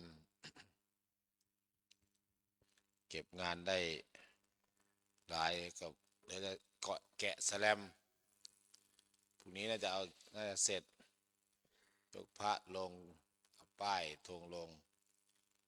แกะสแลมม้วนสแลมเก็บเงินวางไว้เนี่ย2 องค์เนี่ย1 2 3เหลืองวางไว้ไปนู่นน่ะหัวแถวนี่ก้มๆหน่อย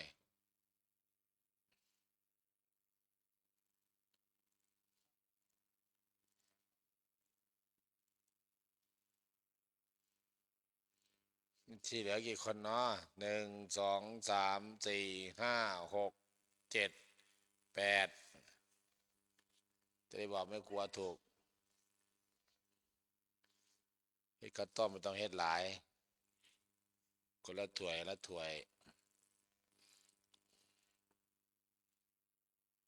วก็ฉันเข้า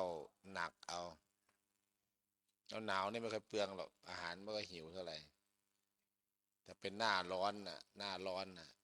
หรือหน้าฝนน่ะฉันเท่าไหร่ก็ไม่จะพอไป ปิดตรงนี้อันนี้มนต์เด้ออันนี้มนต์อาจารย์กรรมแล้วก็ลูกกรรมสนับปณะก่อนจะได้บอกวัดบอกมาปริวาสบอกมานัดเข้าห้องน้ำหมดแล้วไปเข้าที่อื่นไหมทำไรอ่ะ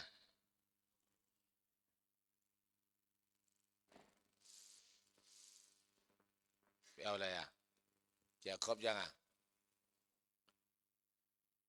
ทำไมชี้แจกเองนะแจกกันเอง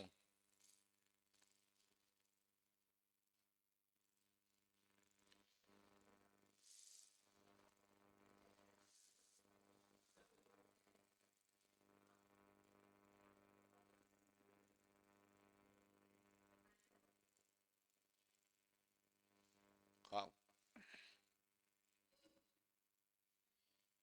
จะรีบใช้มันทำไมก็เนี่ยแจกไม่ชี้นะแจกกันเองเลยมันถวายพระเสร็จแล้วเออมันปวดขี้มันนั่นน่ะ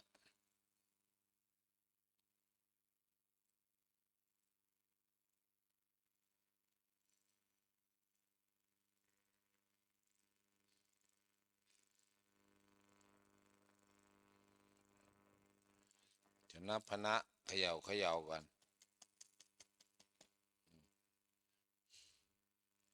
เป็นพวกงาดำพวกเกี่ยวกับงาหนูงาดำพวกจีวจิตไม่มีนมเออนมนั่นนมนี่เราไม่ฉันเนาะเวลาเข้ามาลานธรรมเนี่ยมีของมีค่าอะไรต่างๆเก็บแล้วปิดประตู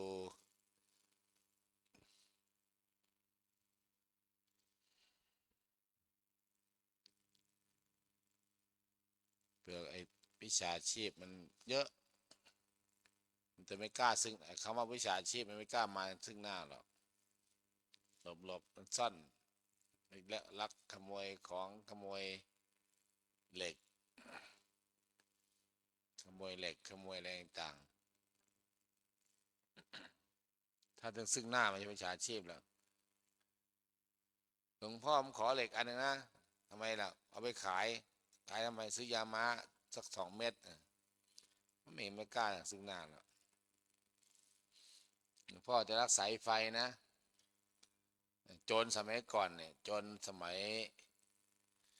ยก่อนเนี่ยเขาจะบอกปล้นก็บอกล่วงหน้าเนี่ยคืนนี้20 ทุ่มออกปล้นบ้านนี้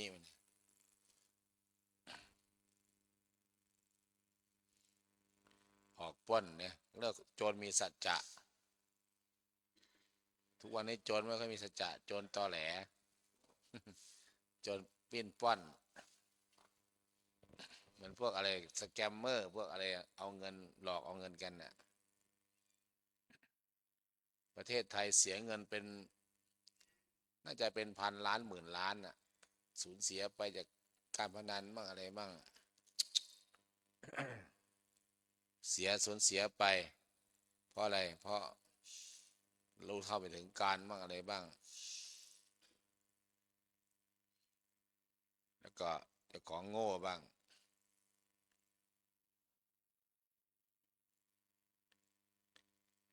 หมาเห่าเพราะอะไรหมาตัวนี้หมากำลังเป็นสัตว์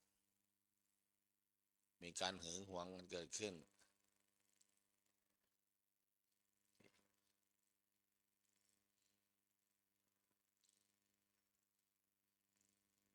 แต่หมาเห่าแบบฮ้องฮ้องฮ้องฮ้องฮ้องฮ้องอาจจะเป็นงูจงอางงูเห่าขึ้นมาก็ได้ไม่งูเห่าขึ้นมาหมาจะเห่างูก็เห่าหมาก็เห่างูก็เห่า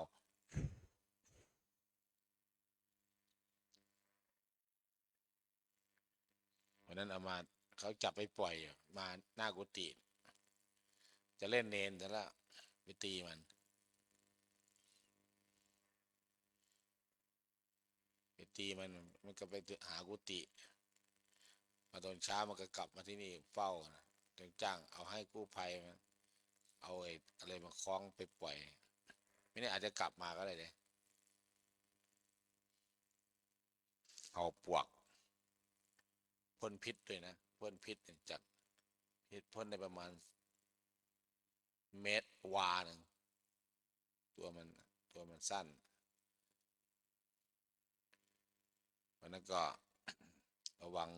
แล้วก็มีงูอีกอันหนึ่งเมลเซาตัวไม่ใหญ่เท่ากับ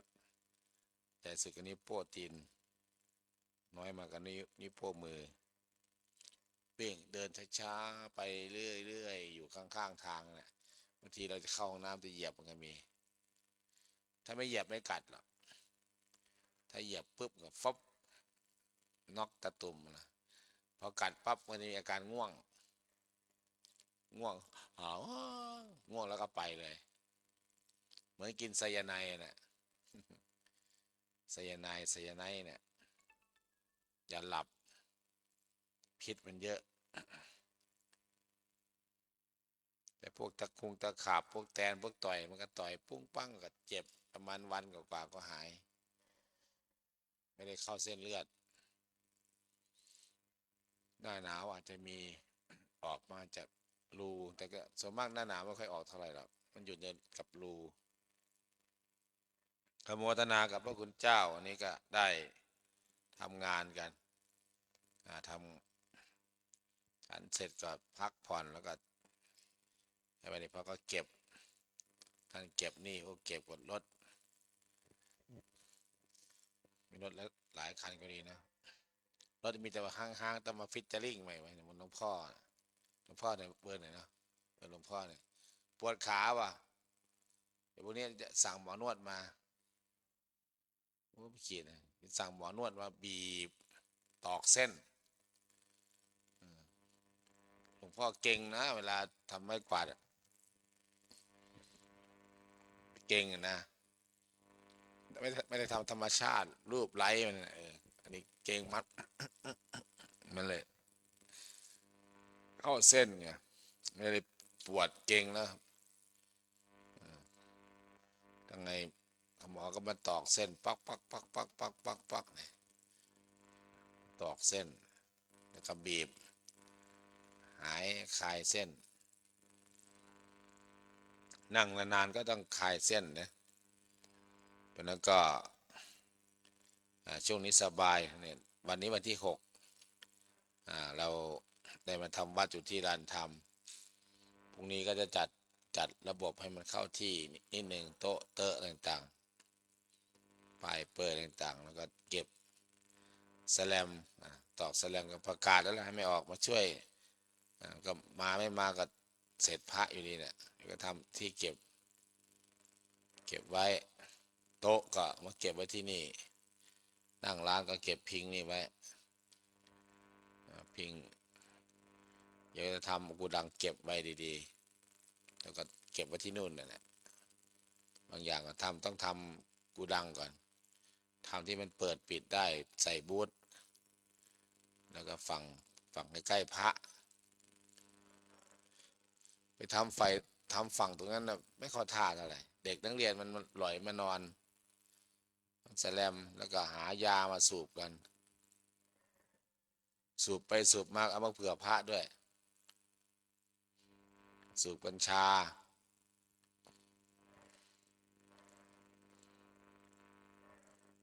ก็ไล่หนีไปองค์หนึ่งก่อนออกพรรษาใหม่ๆก็ไล่ไปหลานพี่มังกรเนี่ยตาเยิ้มทั้งวันแล้วก็ไปนั่งนู่นนะแต่นั่งทำไมไม่นั่งนี้ล่ะลุงพี่ชมวิวครับวิวพ่อวิวแม่วิวตาเยิ้มเนี่ยเด็กมันก็เอามาส่งข้าวยามาเด็กมันหาขายยามาตัวแทนขายยามาเด็กอายุป.1 ม.2เนี่ยหาอะไรได้ไงสายตำรวจบ้างอะไรบ้างจับได้เขาก็มาปล่อยแล้วก็มายั่วพระเนี่ย พระองค์ในสมองอ่อนๆใจอ่อนๆยิ่งหลวงพี่คีมหลวงพี่โอเงี้ยอ่อนๆเนี่ยถ้าผมก็เตะทิ้งเลยแหละผมเป็นเซียนเรื่องสูบอยู่แล้วสูบกัญชาสูบกินเหล้าเนี่ยผมเซียนหมดเนี่ยผมเลิกก็เลิกเลยแบบเลิกก็เลิกเลยไม่ใช่แบบมาเอาเนาะมาอ้อมมาปลาะเลิกก็เลิกเลยคือไม่กินก็ไม่กินออกมาจากบวชเหล้ายาปลาปิ้งเนี่ยแซ่บสำไหนก็ไม่กินพระบางองค์อดไม่ได้ไงอย่างเงี้ยมางานศพเนี่ยเขามางานศพเนี่ยบางคนก็ยังเอาเหล้ามากินอยู่นะใส่กระเป๋ามาน้อยทิ้งน้อยทิ้งสังเกตไปเก็บดีนะพระมาอยู่เนี่ยเขาปกติพระถ้าไม่มีพระอยู่เนี่ยเขาจะไปนั่งรอสวดอันนี้ก็ฟังไปนั่นทอดผ้าไปอีกกลุ่มหนึ่งก็เข้าไปอยู่ในป่านั่งรอนั่งฟังเก็บไปกึบไปไม่ได้สนใจเลยไม่รู้อะไรเนี่ยเวลาพ่อแม่มันตายนะให้มันจุดธูปจุดเทียนก็จุดขวาจุดใส่ให้จุดขวามันจุดซ้ายไม่เป็นมือสั่นแต่อยู่หลังเมนเก่งจังอย่างนั้นอย่างนี้ต่างๆ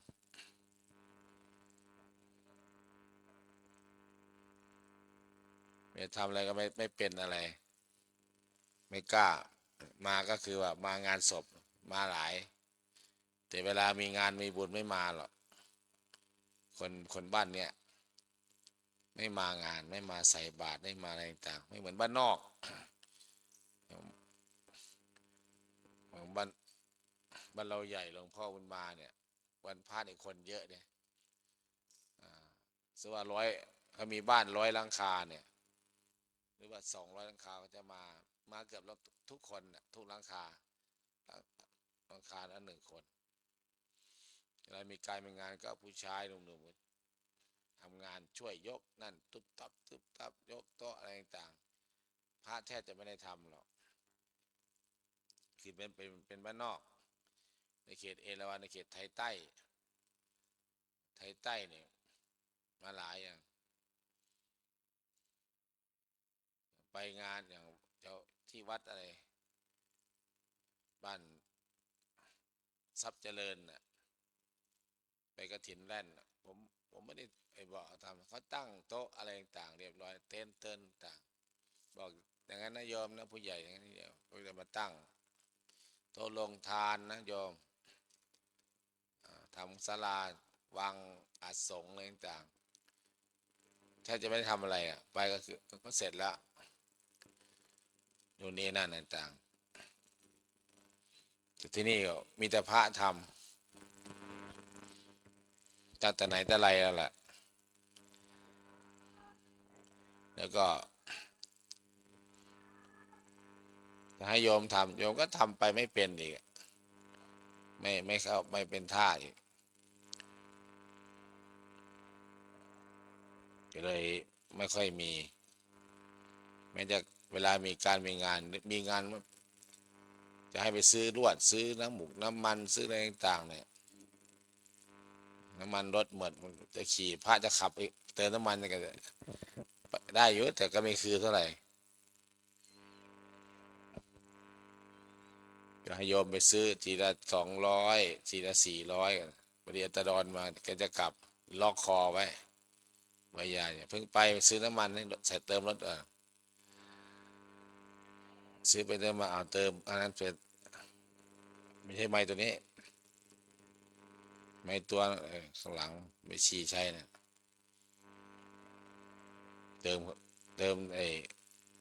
อันนี้ก็ให้ยายจอมเนี่ยเจ้าหนูตาไม่ดีไปนี่ก็ข้ามไปอย่างนี้นะข้ามบ้านเสนอมไปแล้วก็เข้าไปปั๊มน้ำมันไม่ต้องออกเส้นนอก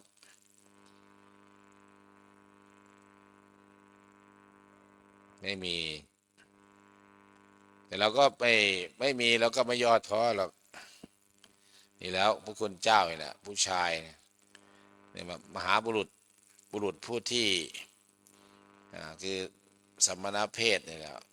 เพศอันสมบูรณ์เพศอันอุดมนี่แหละ ได้บวชพระเราก็ต้องทำงานพระศาสนาเนี่ยท้อแท้ไม่ได้เลยแล้วก็มองเอาจุดไหนมุมไหนต่างๆแล้วก็มอง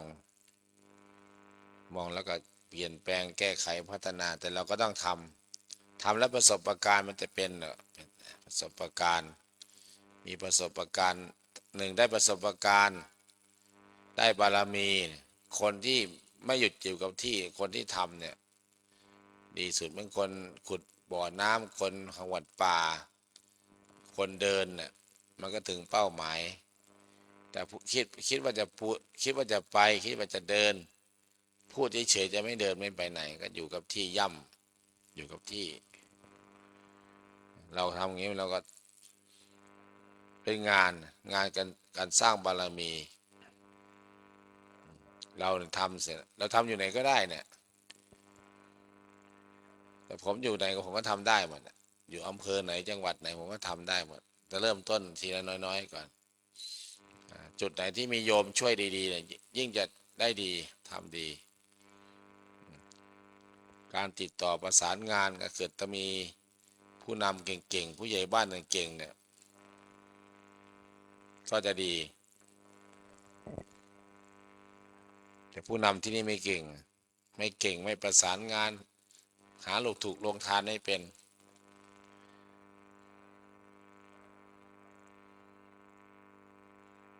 ติดต่อประสานงานไม่เป็นมันก็เลยต้องทำเองหมดหนังสือยังส่งเองต่างๆแล้วก็บ้านคือบ้านใดก็ตามนะเกิดมีผู้ใหญ่บ้านเป็นผู้หญิงเนี่ยไปไหนก็ไม่ได้ผู้ใหญ่บ้านผู้หญิงผู้ช่วยผู้หญิงโยมจะไปนู่นไปนี่เราเจ้าวาดกับผู้ใหญ่บ้านไปกัน2 ต่อ 2ก็เอาอีกแล้วตายแล้วชาวบ้านก็โจทย์ฉานกันเนี่ยไม่ได้ไปเนี่ยถ้าเกิดมีผู้ใหญ่บ้านผู้ชายเนี่ยโยมว่างไหมนะไปนู่นไปนี่พาไปวัดนั้นวัดนี้ต่างๆก็ไปได้ไปติดต่อประสานงานโน่นนี่นั่นผู้ใหญ่ก็ขับรถให้เราก็นั่งไปกับผู้ใหญ่บ้านผู้ใหญ่บ้านเป็นผู้หญิงตายเลยแล้วเวลามีงานยกเต็นท์ก็ไม่ไหวเนี่ยอย่างงานอย่างเงี้ยถ้ามีผู้ใหญ่บ้านถ้าบ้านไหนผู้ชายเนี่ยทั้งผู้ช่วยก็ขับรถเป็นผู้ช่วย2 คนก็ขับรถได้ผู้ใหญ่ขับรถได้พระสบายนะพากันยกเห็นป่ะไม่ใช่ว่าผู้หญิงเนี่ยเป็นผู้ใหญ่บ้านผู้หญิงเนี่ยจะใช้ผู้ชายก็ไม่ใช่ให้ใช้เนี่ยมันคนละกรุ๊ปกันน่ะผู้ใหญ่บ้านวงสไลกับผู้หญิงอีกเลยผู้ช่วยกับผู้หญิงไม่เป็น9นะคะแนนเต็ม10ผมให้แค่1ทำงานไม่เป็นทำงานเอกสารไม่เป็นแต่วัดเนี่ยมาเนี่ยก็คือสมัยก่อนก็ผมที่ทำเองอยู่ประมาณปี2 ปีอยู่แต่หนังสือส่งหนังสือต่างๆพอมีพระนิสิตพระเนรที่เรียนหนังสือทำพิมพ์คอมเป็นก็รุ่นก่อนโน้นใครไม่รู้ทิศอะไรทิศเอ๋ป่ะมาแล้วก็มาทิศจกเรียนมจรก็ทำหนังสือออกหนังสือนู่นนี่ไปส่งหนังสือประมาณต้นหลังก็จกก็ออกจากวัดไปก็เราจะเจนทำหนังสือออกหนังสือทำให้แต่ไม่ได้ไปส่งผมก็ต้องหาคนไปส่งบางทีหนังสือส่งไปเนี่ยไม่ส่งไปดองไว้ที่ห้อง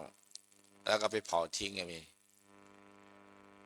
คืองานสังเกตงานมันงานแต่ละปีติดต่อประสานงานไม่ได้งานถ้าเกิดผมไปส่งเองเนี่ยสมัยก่อนผมส่งเองนะขึ้นไปหาอำเภอ1ได้คุยกับนายอำเภอ2-3 คำเวลาสงสัยถามได้นู่นนี่นั่นได้คุยด้วยนะ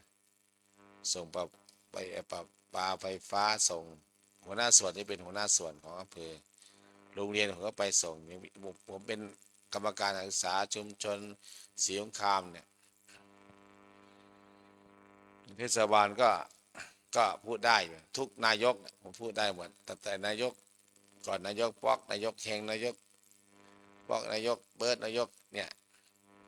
ผมก็สั่งผมก็พูดสไตล์เนี่ยคือต้องพัฒนาอยู่ถ้าคุณไม่พัฒนาเนี่ยคุณเป็นหัวเนี่ยแล้วชาวบ้านจะเป็นยังไงก็ยังอยู่ธรรมรัฐยังล้มเหลวอยู่เป็นปีแรกผมก็พอเริ่มเป็นปุ๊บพอได้ประกาศผมว่าผมจัดโครงการแหละมีเทศมีทอล์กผมให้นโยบายเนี่ยสทเนี่ยนำชาวบ้านมาฟังธรรมะบ้านละ5 คน10 คน20 ชุมชนเอาชุมชนละ5ชุมชนละ10มันก็ได้หลายแต่ไม่ได้สักชุมชนนะเอาคนไม่ได้ชุมชนเอาเวลาไปเลือกตั้งเอาแต่เงินไปเขาเอาเงินแต่เขาก็ไม่ค่อยพอได้เงินแล้วเขาก็ไม่ทำตามมันก็ยากแล้วก็ยังไม่มีศักยภาพคือเป็นการทดลองลองเขาด้วยลองผู้นำใหม่ลองนายกใหม่คือพวกนี้ใช้เงินอย่างเดียวแต่ที่จะใช้ใจใช้บารมีใช้พระคุณเนี่ยไม่ได้ก็เลยไม่ได้เคยลองมา2 รอบแล้วแม้แต่ไปทอดเทียน9 วัด10 วัดทำให้นโยบายไปว่าแต่ละวัดต้องมีของดีมีต่างๆแนะนำว่าชุมชนนี้มีอะไรมาต้อนรับมาอะไรต่างๆทำยังไงก็ทำไม่เป็นจนผมก็ชวนนายกรองนายกจันทร์กับผู้ใหญ่บ้านมนไปทอดเทียนขอนแก่นน้ำบ้านขาม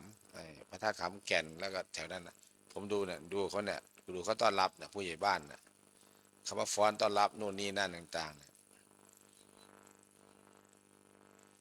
แล้วผู้นำเขาแต่ละคนก็มายืนช่องเป็นอะไรต่างๆดูเขาเนี่ยขอนแก่นของเราไม่เหมือนไม่เป็นมวยเลยนะไปเทียบกับเขาเนี่ยเทียบไม่ได้เลยนะถ้าเป็นมวยคือคนละเชิงมวยวัดกับมวย7 สีคือผู้นำเหมือนกันเป็นอบตเหมือนกันผู้นำแต่เชิงไม่ได้เลยไม่สามารถคอนโทรลคนได้อะไรต่างไม่แนะนำผมเลยเปรียบเทียบลองไปดูเนี่ยลองให้ไปดูบ้านนั้นบ้านนี้ที่ผมไปเนี่ยแต่พระก็ไม่เคยไปพี่เจ้าก็ไม่เคยไปนะผมไปเนี่ยผมดีลกับคุยกับผู้ใหญ่บ้านนั้นโน่นนี่นะนโยมนะต่างๆไม่ต้องเลี้ยงข้าวหรอกแค่มาต้อนรับดูน้ำดูท่าเขาเตรียมกันต้อนรับยืนต้อนรับเป็นแถวรถตู้เข้าไปขึ้นไปเขาก็แนะนำคนนั้นผู้นำป้า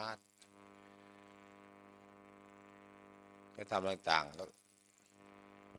บางทีเราไปเรายังเกรงใจเขาต้อนรับเราดีเนี่ยมีน้ำมีนู่นมีนี่อยู่เป็นถุงเราถวายเงินก็10,000 กว่าบาท12,000เนี่ยเขาจัดของต้อนรับประมาณ20,000 กว่ามาทั้งสทมาทั้งผู้นำต่างๆผู้ใหญ่บ้านห้อยกำนันก็มีเขาจะแนะนำกันแถวนั้นแนะนำว่าใครเป็นอะไรไปดูนั่นบ้านเขาเมืองเขาอยู่แต่บ้านเราเนี่ยศักยภาพเท่ากันหมดมีไฟฟ้ามีประปามีอินเทอร์เน็ตแต่เวลาจะทำอะไรมันเหมือนกับเคอะเขินทำไม่เป็นของเขาเนี่ยทำไมถึงเป็นเพราะเขาทำไปบ่อยมันชินจะเข้าวัดเข้าวากับพระอาตมาทานศีลนู่นนี่ช่วยงานวัดจัดโน่นจัดนี่มีแต่โยมเขาจัดกันจัดโต๊ะอี้กี่ตัวจัดเสือจัดศาสตร์มีอาหารต้อนรับไม่เป็นกันเลยว่ามันเลยเสียโอกาสแต่ละปี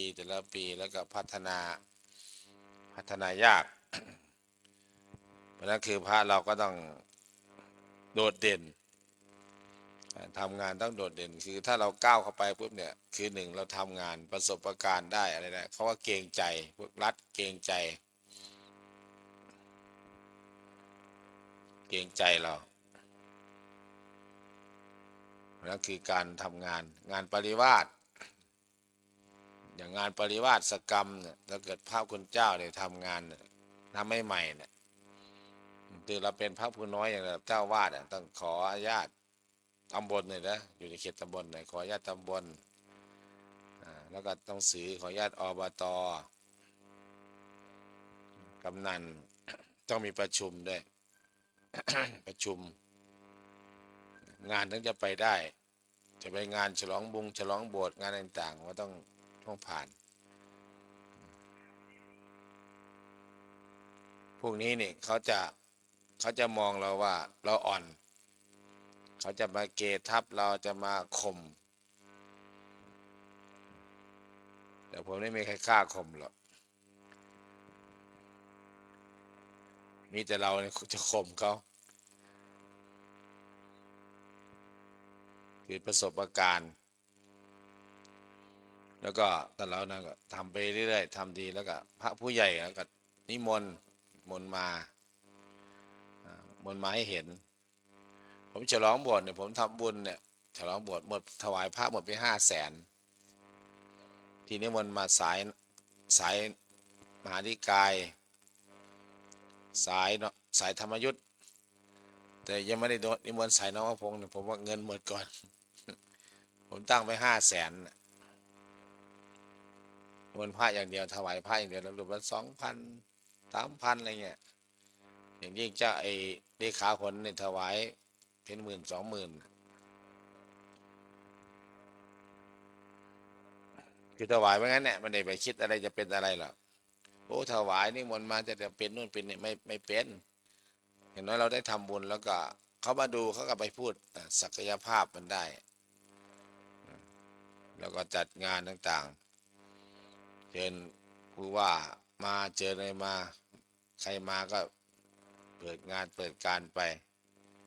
ทำต่างๆแล้วก็บวชก็สวดเรียบร้อยสวดก่อนไม่มีใครว่าไม่มีพระผู้ใหญ่ก็ไม่กล้าว่าเนี่ยพอดีเปลี่ยนไทยหลวงพ่อจังหวัดใหม่พอดีถ้าเป็นวัดอื่นขนาดวัดพ่ออุ้ยอาจารย์วิชัยมาทั้งวัดพระธาตุหนอง30,000มาสวด2 วันนะ2 วันเต็มๆนะประชุมกันนะเจ้านะเพื่อว่าให้สวดใหม่โอ้เจ้าของเขาสวดกัน2 วันเต็มๆแล้วก็พระสวดเป็นเตียงทีละเตียงสวดทีละ6 รูปต้องสวดพร้อมกันนะสุนาตุเมบุนเตสุนโคสวดผิดเอาไหมนะไฟเฟยอะไรบวชสายผูกสายไฟถอดออกหมดผมว่าถูก100%นะตามนะถูกต้องตามมาทำไงแต่ไม่ถูกใจ พระผู้ใหญ่สวดใหม่สวดใหม่ชั่วโมงเดียวทั้งจริงมันทำไม่ได้งานโบสถ์หนึ่งในเวลาฉลองวันฉลองโบสถ์มันมีสายไฟขนาดสายไฟเชื่อมมา2 เส้นมันเชื่อมมาอย่างเงี้ยเนี่ยต้องถอดออกนะถอดออกตรงนั้นห้ามมีอะไรที่มันเชื่อมสางกันไม่ได้ต้นไม้ที่มันคุมมาก็ต้องตัดพระบาลีใหญ่ตามนั้นเลยล่ะไม่มีหยวนเลยเหมือนดร.เจนเรียนในรัฐศาสตร์นะไม่น่าใช่นะมันน่าได้เงินแล้วต้องเข้าธนาคารมันเหมือนคอร์รัปชันอย่างเนี้ยวินัยก็คือมันไม่ได้เลยนะหยวนไม่ได้เลย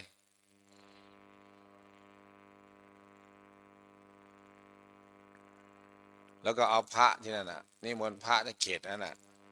ตำบลนั้นออกไปอยู่อีกวัดหนึ่งแล้วก็ต้องให้ถ้าพระผู้เฒ่ามาไม่ได้ก็ต้องมอบฉันทะพระที่คณะสงฆ์ต้องขี่รถไปไม่บอกฉันทะต่างๆให้ก็บอกแต่เวลาพระที่สวดอยู่เนี่ยซึ่งว่าสวดมี12 รูป สวดอยู่อีกสวดประมาณ6 รูปหลวงพ่อสวดพักแล้วก็เอาชุดนี้มาแล้วไปไว้อีกวัดหนึ่งแล้วชุดนี้มาเนี่ยเป็นปานนั้นเลยบ่แต่ทำไมเราเห็นเขาสวดทำไมเขาไปช่วยงานสวดหลายๆวัดทำไมนิมนต์พระมาทั้งหมดมาแล้วก็งานก็งานโฆษกก็ว่าไปสายฟืนสายไฟสายสิงสายศิลโยงมะเร็งเตียงต่างๆสวดชั่วโมงเดียวเสร็จมันมันถูกต้องตรงไหนวะแต่ถูกใจดีแล้วเสร็จแล้วแต่ไม่ถูกต้องเลยนะคืออันนั้นเปิดตำราเนี่ยเปิดหนังสือพระไตรปิฎกเนี่ยเปิดอ่านเลยนะเหมือนกับเราเหมือนกับสสเขาอภิปรายในสภาน่ะขออนุญาตครับผิดมาตรานั้นครับผมมาทวงประธานครับภาวะเนี่ยนะเขากระทบตามนั่นเนี่ยอันนี้คือในพระไตรปิฎกในบาลีมันไม่ได้นะขนาดอาจารย์ยิ่งมหาสมปองยังคักเลยนะอย่างพระจะมาเนี่ยต้องพระเราต้องไปดักพระอีกกลุ่มหนึ่งต้องให้อปปรไปดัก4 แยกพระจะวิ่งผ่านหน้าวัดหรือเปล่าวันนั้นเลยอะโอ้โหเรื่องวิสุงคามสีมาเนี่ยไม่ธรรมดาเนี่ยแต่โชคดีวัดศรีนวงศ์ก็คือว่าเช็คแล้ววัดมันมีน้ำกั้นถ้าไม่มีน้ำกั้นโอ้โหวัดศรีบุญเรืองวัดนี่ต่างๆต้องไปมอบฉันทะกันหมดเลยอะวัดธรรมยุทธฝั่งโน้นอีกอะไรต่างๆมันอยู่คนละเขตกันนั่นคือใครที่เรียนบาลีเรียนนักธรรมเอกเรื่องของอะไรเรื่องของเสมาเรื่องอะไรครับเกี่ยวต่างๆแล้วก็ต้องวิธีการสวดแต่เราไม่ในนั้นไม่ได้บอกไว้ด้วยไม่ละเอียดไงต้องละเอียดคือต้องแม้แต่สายฝูงสายไฟต่างๆสายแล้วสวดมันมืดสวดยังไงใช้ไอ้โคมใส่หัวส่องหนังสืออ่านหรือโทรศัพท์มือถือก็หมดเราจะเอาไฟสปอตไลท์เนี่ยตั้งอยู่ข้างๆโบสถ์ในเขตจะมาเอื้อมไฟนะไม่ได้ไงผิดสวดใหม่ปัดผมมันสะออนนะคักสวด2 วันนะ2 วัน 2 คืนนะเพื่อไม่ได้เอาตังค์แล้วเขาถวายค่ารถไปเท่าไหร่10,000 บาทเดี๋ยวมาสวดชั่วโมงเดียวหมดไป150,000องค์สวดองค์เท่านั้นเท่านี้ทางโอ้ยมันก็เลยว่าใช้เพราะนั้นคือเราเนี่ยทำเรื่องเสมาเนี่ยคือพระฝ่ายปกครองไม่เข้าใจมีที่หนึ่งวัดปากภูทองหลวงพ่อเนี่ยหลวงพ่อจังหวัดแกเป็นจังหวัดแกไปว่าเขาก็มาปรึกษาโน่นนี่แต่เวลาไปถึงจริงบทบาทขึ้นเหมือนของขึ้นโอ้รู้ไงแต่เขาสวดตั้งแต่เขาสวดกันน่ะพระสายน้องพระพงษ์เนี่ยเขาจะมีพระธรรมธรวินัยธรอยู่แล้วมาสวดเปิดตำราสวดอะไรแหละที่มันชัดเจนน่ะเหมือนกับเราท่องปฏิโมกข์ก็ต้องเปิดองค์หนึ่งต้องทวนน่ะพูดไปก็ผิดก็เอาไหมเขาสร้างโบสถ์เสร็จแล้วไงเขาเลยมายืนบนยืนข้างๆมั่งตรงไหนมีเสาก็กอดเสาก็มีพระ70-80 รูปสวดตั้งแต่เย็นถึงสว่าง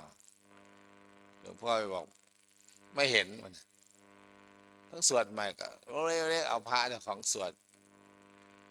ตุดมั่งกระเทยมั่งงองแงงเสร็จแล้วเวลาสวดมันมีเวลาสายน้องพงก็จะมีพระธรรมยุทธ์บ้างอะไรบ้างมาร่วมกันแต่หลวงพ่อไม่ได้เป็นนานๆสังวาสไม่ใช่นั่นนะเวลางานสังฆกรรมเนี่ยไม่จำเป็นธรรมยุทธ์ก็ได้มหานิกายก็ได้ขอได้บวชมีอุปชฌาย์อะไรต่างๆยกเว้นมหายานเขาคนละทางกันแล้วได้ไหมนานาสังวาสอย่างพระเทวทัตนานาสังวาสคือไม่เคารพสงฆ์ไม่อะไรต่างๆแยกตัวออก อย่างเจตนาอย่างเรื่องสังฆกรรมปริวาสได้หมดเขาบวชถูกต้องไงบวชเอสหังบวชอุกาสะมีอุปชามีกรรมวาจาจารย์เข้าใจคือตีความหมายผิดคือรู้ไม่จริงนะผมไม่รู้ผมไม่ค่อยรู้แต่ผมก็ถามผู้รู้ไงมีแต่เรียนทำ9 ประโยค 8 ประโยคศึกษาบาลีใหญ่ยังโบสถ์เนี่ยยังไม่สวดเนี่ยโบสถ์ที่2 ชั้นเนี่ย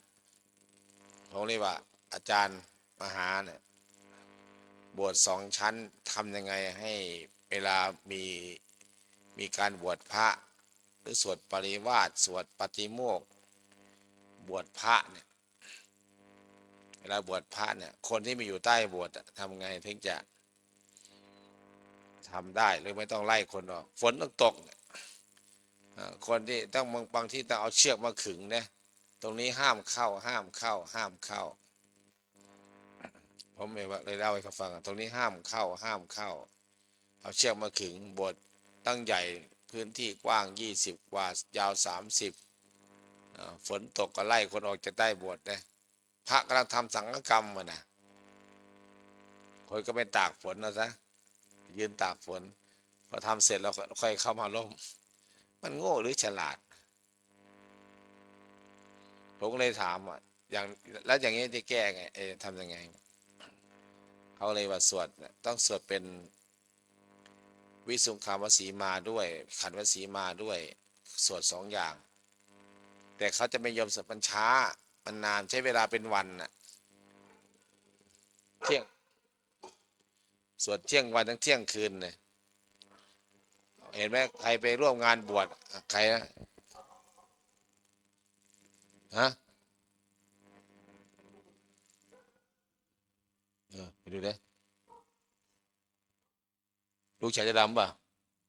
ฮะไปไหน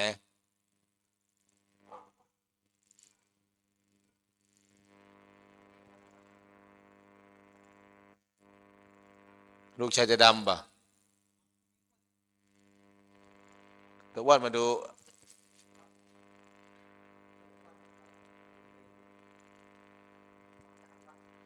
มันมาไงไม่มาก็ไม่บอก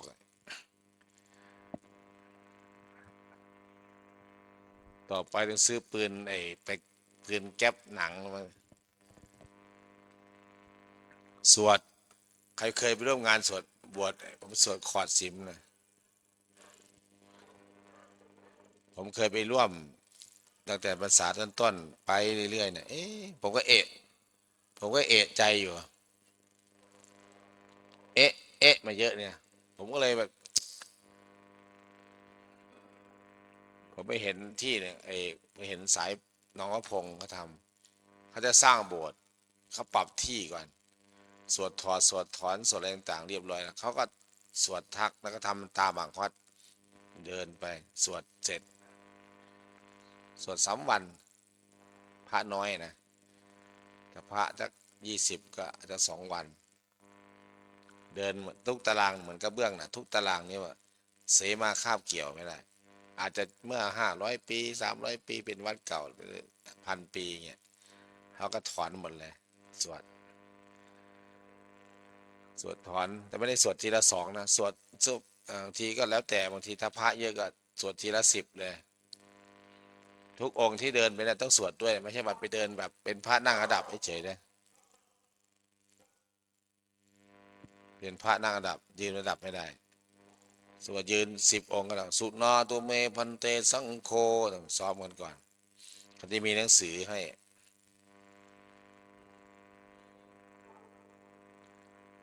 มันคือสวดแล้วก็อันนี้สวดเวลาบวชหลังเนี้ยเวลามีข้างบนก็บวชพระไปขอปริวาสไปสวดปริวาสไปลงปฏิโมกข์ไปโยมไม่ออกก็อยู่ข้างล่างก็ได้ไม่ขาวอยู่ข้างล่างใต้โบสถ์ถ้าเป็นบางที่เนี่ยไม่ได้นะเขาไล่ออกให้พ้นเขตเพราะเขาสวดอย่างเดียว สวดวิสาขวสีมาใช่เขาไม่สวดขันธ์คือว่ามันใช้พื้นที่แต่คนที่ไม่ใช่เรียนบาลีเยอะๆเรียนแบบประเภทว่าปท9หรือว่าเรียนบาลีใหญ่เนี่ยเขาจะไม่รู้จักเขาก็ว่าสวดได้อย่างเดียวดังนั้นคือเราต้องศึกษาเนี่ยมันต้องค้นคว้าต้องเอาพระไตรปิฎกเขา3 เล่มมาเทียบอันไหนที่มันแน่นอนที่สุดเขาถึงเอามาใช้เขาก็บอกอันนี้มันใช้ไม่ได้คือเป็นอัตถกาจารย์อย่างที่เถียงกันนะพระรูปเดียวทอดกฐินไม่ได้ไงถ้าเป็นแบบอย่างธรรมยุทธ์เนี่ยก็จะไม่ทอดก็มีคำสั่งมาจากข้างในนั่นนะต้อง5 รูปเท่านั้นแต่มันไม่มันถูกตามพระไตรปิฎกเนี่ยรูปเดียวก็ทอดได้เหมือนว่าจะเข้าพรรษาเนี่ยมีเนรองค์เนี้ยอายุ19 ปีกับกี่เดือน7 เดือน8 เดือนเนี่ย เป็นเนรอยู่พอเข้าพรรษาแรกเข้าไปแล้วพอเข้าพรรษา2อายุครบบวชพอบวชปั๊บเนี่ยก็จะพรรษาอยู่องค์เดียวก็สามารถรับประสิทธิ์ได้อาจารย์มหาสมปองมาเทศคือทอดพรรษาคือทอดที่ตอนเขาบวชนับแล้วได้1 พรรษาหลังแต่อันนั้นก็มีคำสั่งใบสั่งมาห้ามรับเพราะถูกต้องตามพระธรรมวินัยครบทุกอย่างมีวิธีการทำ1 2 3 4 5แต่ไม่ถูกใจคนบางคนอย่างสายน้องพระพงศ์ก็หลวงพ่อก็ให้5 รูปเดียวไม่ต้องรับนะคือล้วนแต่ที่พูดเนี่ยคือเป็นพระเป็นสงฆ์สาวกไม่ใช่พุทธเจ้าไม่ใจดำพระพุทธเจ้าก็ไม่ได้ห้ามตีความเอาเองก็เหมือนกับงานเนี่ยคือว่าบำเพ็ญกุศลพระศพ1,000 ปีเนี่ยข่าวออกมาในสำนักราชวังไม่เคยห้ามว่าห้ามจัดงานรื่นเริงบันเทิงใจห้ามจัดงานไม่มีหนังสือออกมาสักเล่มแต่สำนักนายกกระทรวงนั้นกระทรวงนี้พูดเอาเองจนคนกลัวนะจริงๆในหลวงไม่เคยพูดในหลวงเข้าใจว่าถ้าเราทำเนี่ยถ้าเราล็อกสเปคปุ๊บแช่แข็งเนี่ย1 ซอฟต์พาวเวอร์ก็ไม่มีมโหรสพแล้วเงินมันจะไปได้ไงเศรษฐกิจบ้านเมืองเนี่ยน้ำท่วมไฟไหม้ภูเขาแผ่นดินไหวใช้เงินเท่าไหร่งบประมาณรัฐบาลไม่มีเงินที่จะเข้ามาทุกอย่างนิ่งหมดไว้อะไรยิ่ง1 ปีเนี่ยตายไหมล่ะทำอะไรกันไม่ได้ยืดนั่นคือเขาพระองค์ท่านน่ะคือปล่อยหรือว่าเปิดโอกาสให้กับทำได้หมดแต่รู้จักกาลเทศะเหมาะสมตามเหมาะสมว่าควรทำอะไรเพราะนั้นคืองานพระธรรมวินัยเนี่ยมหานิกายเราเนี่ยรูปเดียวก็ทอดได้แต่เราก็คือนิมนต์คณะบุรกะมาร่วมแล้วก็ทำเราเน้นคือกฐินเราจะใช้ไม่ใช่ว่ารูปเดียวสร้างกฐินแล้วก็มีการแห่การฟ้อนการรำเข้ามาอันนี้ก็ไม่ถูกต้องมันไม่ถูกต้องพระธรรมวินัยมันเป็นพุทธานุภาพมันเป็นพระบรมพุทธานุญาตแล้วก็เน้นนิมนต์พระมาเทศนู่นเทศต่างๆให้โยมฟังเข้าใจปรับความเข้าใจมันก็จะเข้าใจเน้นเทศเน้นบรรยายมันก็เหมือนงาน5 ธันวาพระพุทธเจ้าเนี่ยกี่รูปประเทศบางรูปก็เทศเรื่อง10 ราชการจะสมศักดิ์จะรูปเทศเรื่องนี้เนี่ยวันมหาราชวันต่างๆพูดถึงในหลวงพูดถึงสถาบันศึกษาหาความรู้ต่างๆเราก็ทำไปให้คนอย่างน้อยเด็กและเยาวชนคือเราต้องอยู่ในกรอบรักชาติรักศาสนามหากษัตริย์ จะมีคนน้อยคนมากแล้วก็ค่อยทำไปเจนใหม่เจนเก่าถ้าเราไม่ทำเลยมันยิ่งจะมั่วอย่างบ้านเราเมืองเลยก็ได้สำนี้ถ้าเป็นเมืองอื่นถ้าเป็นบ้านอื่นยิ่งเป็นชายแดนเนี่ยจัดงานแต่เกิดผมอยู่สุรินทร์ศรีสะเกษนะจัดงานแบบนี้คนเนี่ยไทยบ้านเนี่ยเป็นพันอยู่แล้วแต่คนที่นี่เขานับถือผีนับถือคือไม่เข้าใจสมัยจัดใหม่ๆเนี่ยจัดปาริวาสปีแรกเนี่ยปีเท่าไหร่วะปี40ปี40พระเดินจงกรมไม่มีรั้วสมัยก่อนไม่มีรั้วปูนนะมีรั้วไม้ไผ่มาตั้งไม้เสาบ้านเก่าตั้งแล้วก็ไม้ไผ่มาคาด4 อันเงี้ยแล้วก็ปักธงพระผมก็เดินทางเดินจงกรมไม่เป็นปูนเนี่ยผมก็เอาทราย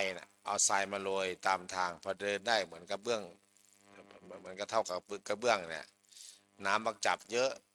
เอาทรายมาโรยบางๆพอเหยียบแล้วไม่เก็บเท้าเดินออกหน้าวัดออกไปอ้อมอันนี้ไม่มีหรอกโยมก็ถามว่าขี่มอเตอร์ไซค์มาถามเดินหาอะไรวะในวัดที่นี่เป็นเมืองอารยสงฆ์หลวงปู่แหวนหลวงปู่ชอบหลวงปู่หลุยแต่มาถามเราว่าเดินหาอะไรผมว่าคนที่นี่เข้าใจนะเข้าใจเรื่องปฏิปทาการปฏิบัติแต่ไม่เข้าใจมันอยู่รู้ไหนวะ ผมก็เลยขี้เกียจอธิบายผมก็เลยบอกเดินหาเศษตังค์มั้งผมก็พูดแบบกวนๆนะ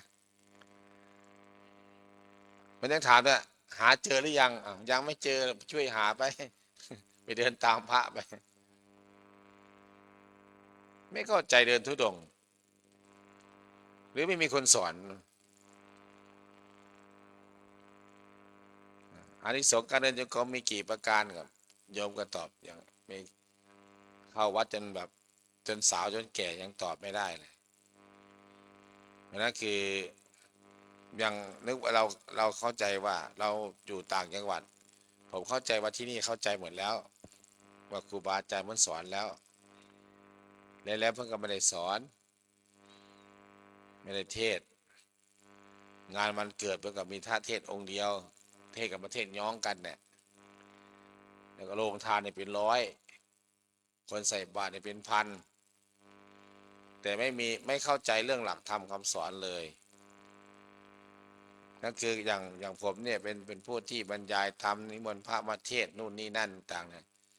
มีเขาว่าโอ้วัดศรีนวงศ์เทศว่าโยมไม่ได้ว่าโยมเลยคือโยมทำถูกกับมันก็ถูกนะมันมีในหลักธรรมมันมีในชาดกอยู่แล้วแต่โยมไม่อ่านหนังสือกันเองไม่ค้นคว้าไม่ศึกษาไม่เข้าใจผมถามเวลาไปทูตเวลาผมเทศใครเคยไปอินเดียผมก็ถามว่าคนนี้เคยไปกี่ครั้งครั้งเดียวไปแห่งละกี่ชั่วโมงเพราะผมไปเป็นเกือบเดือนน่ะ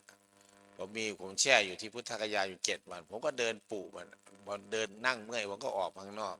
เดินเข้าตลาดเดินเข้าโรงแรมนี่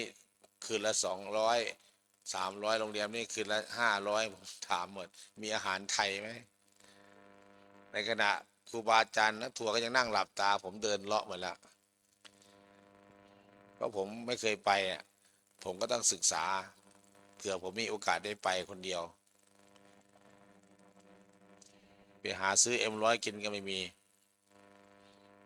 ไปหาซื้อเครื่องดื่มก็ไม่มีอยากกินน้ำปั่นกาแฟเนี่ยไม่มีขายหรอกเขาห้ามขาย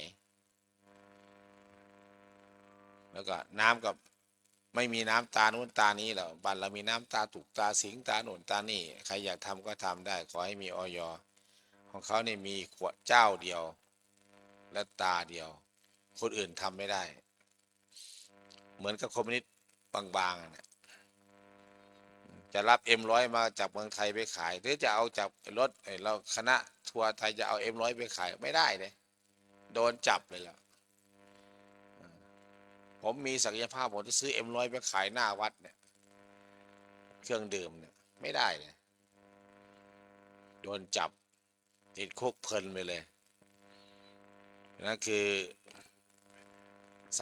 กฎหมายก็ศักดิ์สิทธิ์สี่แยกไปเมืองเนี่ย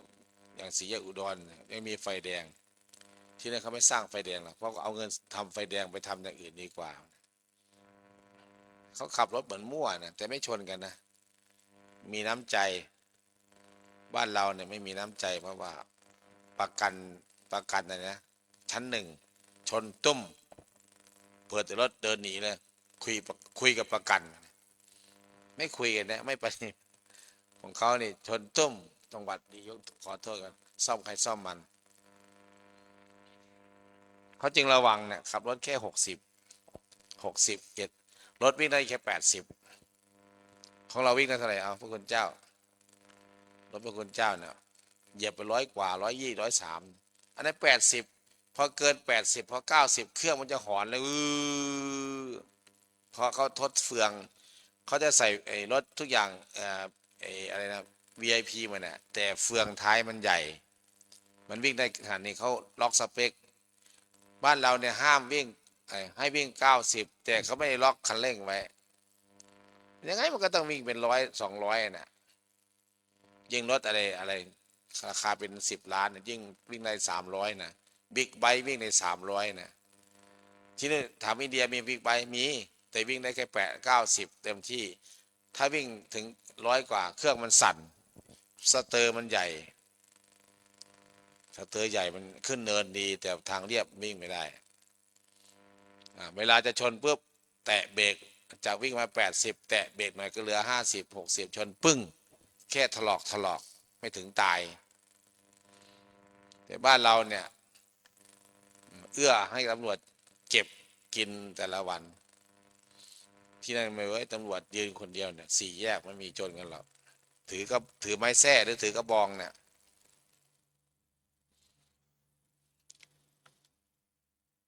ไม่มีใครพอตำรวจจะมาดักด่านจะมีใครจะมาถ่ายรูปตำรวจไม่ได้เขาตำรวจตีโทรศัพท์เลยตีเพี้ยเลยแต่บ้านเราเนี่ยโหถ่ายตำรวจทำไมถ่ายตำรวจไม่กลัวตำรวจเห็นไหมมันเกิดความก้าวร้าวลูกไม่กลัวพ่อแม่ลูกครูศิษย์ไม่กลัวครูบาอาจารย์ประชาชนก็ยังด่าว่าสถาบันเนี่ยคือมันก้าวร้าวไงเกิดความก้าวร้าวของเขาเนี่ยบอกซ้ายก็คือซ้ายบอกขวาขวาบอกหยุดก็คือหยุดไม่ไป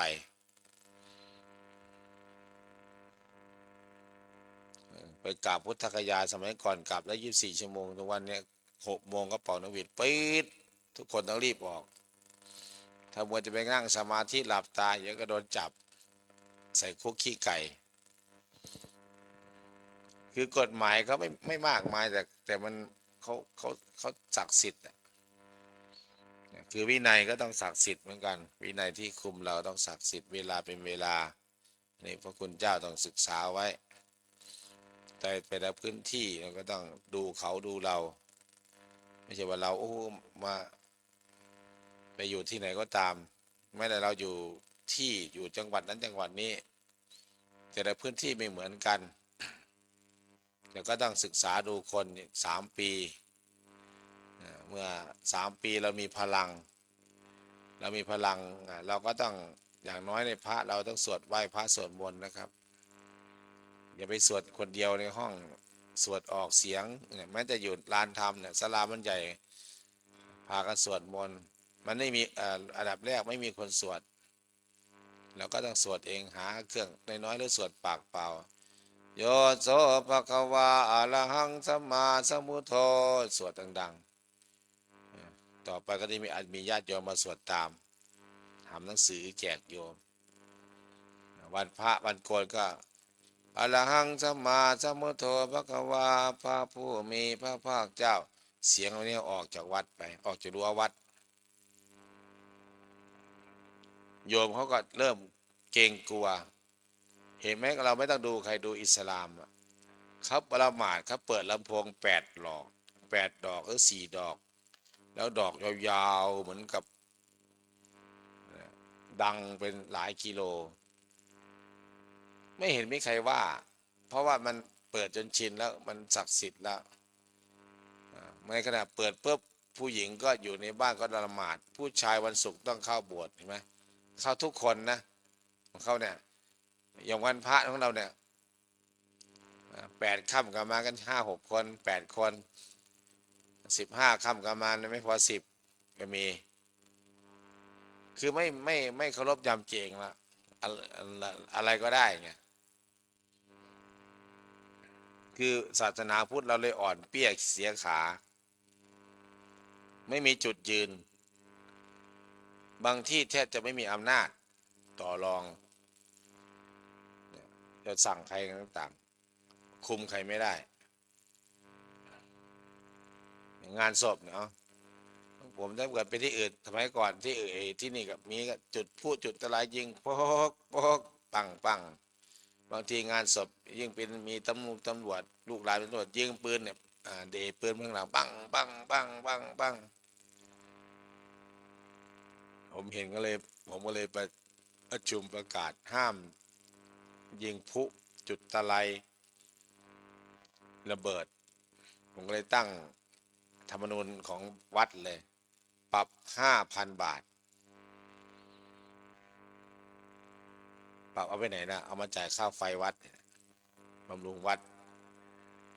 ใครจุดก็ปรับ 5,000ผมก็ไปปรับอีกบ้านหนึ่งเขาจุดผมเดินไปเนี่ยผมเห็นไอ้บ้องตะไลผมไม่ได้อยู่พระอยู่ถ้าจุดผมก็เลยไปเจอเอาใครเอาพลุมาจุดมาผมไปสวดมนต์ผมกลับมาสวดมนต์อยู่ใครเอาพลุไปจุดโยมไม่รู้ผมไม่ได้นั่นแต่เขามาจุดเองคือว่าไอ้มติในที่ประชุมเนี่ยใครจุดก็ปรับ 5,000โยมมีไหมน่ะ5,000นะผมไม่ค่อยมีเลยผมก็เลยปรับ500เป็นครั้งสุดท้ายนะประกาศเป็นครั้งสุดท้ายแล้วบ้านคนไหนที่ยังไม่นั่นก็อย่าไปทำ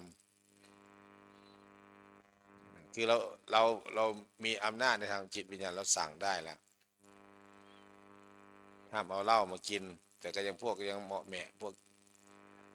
เศษนรกก็ยังเอามาอยู่คือผมไม่ได้กลัวเขาหรอกผมกลัวคนของเราเนี่ยกลัวพระเราเนี่ยจะไปหลอยกินกับเขาเนี่ยเขาไม่ได้เอาไปเขาเอาทิ้งไว้เนี่ยเหลืออยู่แค่ครึ่งฝาครับยกเปิดฝาใส่ปากกระดกเกียบเขาเอามาทิ้งไว้เขาลืมก็ไม่ได้เอามาแจ้งสงฆ์อาจารย์เขาลืมเหล้าไว้ไม่มีหรอกปุ๊บปั๊บเก็บเมี้ยนกระดกใส่ปากเจ้าของแต่ผมก็รู้ไงผมก็เลยไล่ออกให้ศึกซะถ้าจะมักกินหลายก็จะก็ศึกไปซะนั่นคือกับพวกอะไรต่างผมก็เวลาศึกพระเนี่ยผมไม่ใช่ว่าดีใจนะผมบวชมาเนี่ยผมก็ศึกให้ผมก็เคยอยู่ด้วยกันผมก็เหมือนพ่อไล่ลูกออกจากบ้านในสายตาคือว่าสงสารอยู่แต่มันก็คือเราต้องรักษาธรรมวินัยไว้รักษาภาพพจน์ไว้ไม่ควรอยู่ต่างๆนะวันนี้กับพระมีเล่นสล็อตอย่างเงี้ยติดการพนันเนี่ยหายืมเงินคนไปดูไปทั่วมันน่ะหลานหลวงพี่มังกรอาจารย์มังกรมาบวช3 เดือนยืมคนนู้นคนนี้น่าจะหลายหมื่นอยู่มั้งให้ไปสอบนักธรรมตี4 วันวันแรกกับสตาร์ทละยืมคนนั้นมา300 บาทพอพรุ่งนี้ใช้ก็ยืมคนนั้นอีก300 บาทพรุ่งนี้ใช้ตอนเย็นใช้พอสอบเสร็จปุ๊บ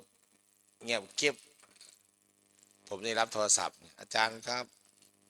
มีพระองค์นั้นยืมเงินผมไปครับเอาให้เขาทำไมล่ะผมเห็นอยู่วัดศรีเรืองวงศ์วัดปฏิบัติธรรมแม่งนะ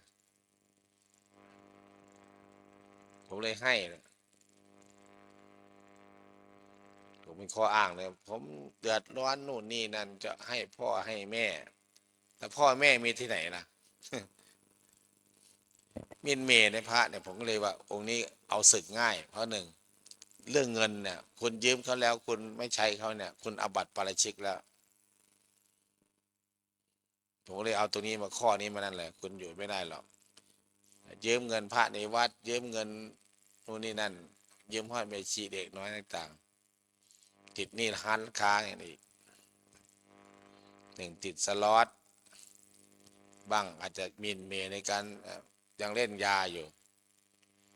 ผมก็เลยจะศึกในพรรษาเลยผมเขาก็เลยบอกผมขอแก้ตัวนะแก้ผ้ามันนะขี้เกียจนอนไม่บิณฑบาตแต่หุ่นล่ำกล้ามเป็นมัดเนี่ยคือความขี้เกียจเพราะว่าหนึ่งเป็นขี้คุกมาก่อนแล้วก็ติดยาเล่นยามาเยอะก็เลยสมองที่จะสั่งทำอะไรเนี่ยมันสั่งไม่ได้แล้วสั่งให้กวาดนู่นกวาดนี่สั่งให้ทำอะไรต่างไม่ได้คือสมองมันไม่ได้แต่หุ่นใหญ่โต๊ะอย่างเงี้ยยกคนเดียวก็ไหวนะแบกเลยมันนะถ้าไม่สั่งไม่ทำเนี่ยไม่รู้จะคิดทำอะไรคิดไม่เป็นเนี่ยคนสมัยเนี่ยคนขี้เด็กที่กินยาม้ายาบ้าต่างๆเนี่ยไม่ใช่ขยันนะขี้เกียจแล้วข้างที่นอนน่ะมีที่นอนข้างในขวดน้ำอันนี้กินแล้วก็ทิ้งเงี้ยเต็มไปหมดสกปรกเจอบ่อยเจอแล้วก็ต้องสังเกตก็ต้องเอาออกอย่าให้มันแบบแข็งก้าวแข็งกระด้างพอแข็งก้าวมันจะฆ่าเจ้าวาดเนี่ยผมก็ในห้องผมก็เวลาผมว่าพระว่าแต่ผมก็มีตั้งแต่ทางเข้าทางออกไปห้องน้ำผมมีอาวุธไปเลยมีดใครมาค่ำกลางคืนไม่ไม่โทรศัพท์มาแจ้งกันนะผมฟันเลยนะมือขาดเลยฟันก่อนแล้วค่อยคุยที่หลังเหมือนผมเป็นคารวาสไปรุ่นน่ะผมตีก่อนนะแล้วค่อยไปเจรจาที่หลังจะเสียเงินท่อปรับอะไรว่ากันตีไว้ก่อนถ้าเราไม่ตีเขาก็ตีเรา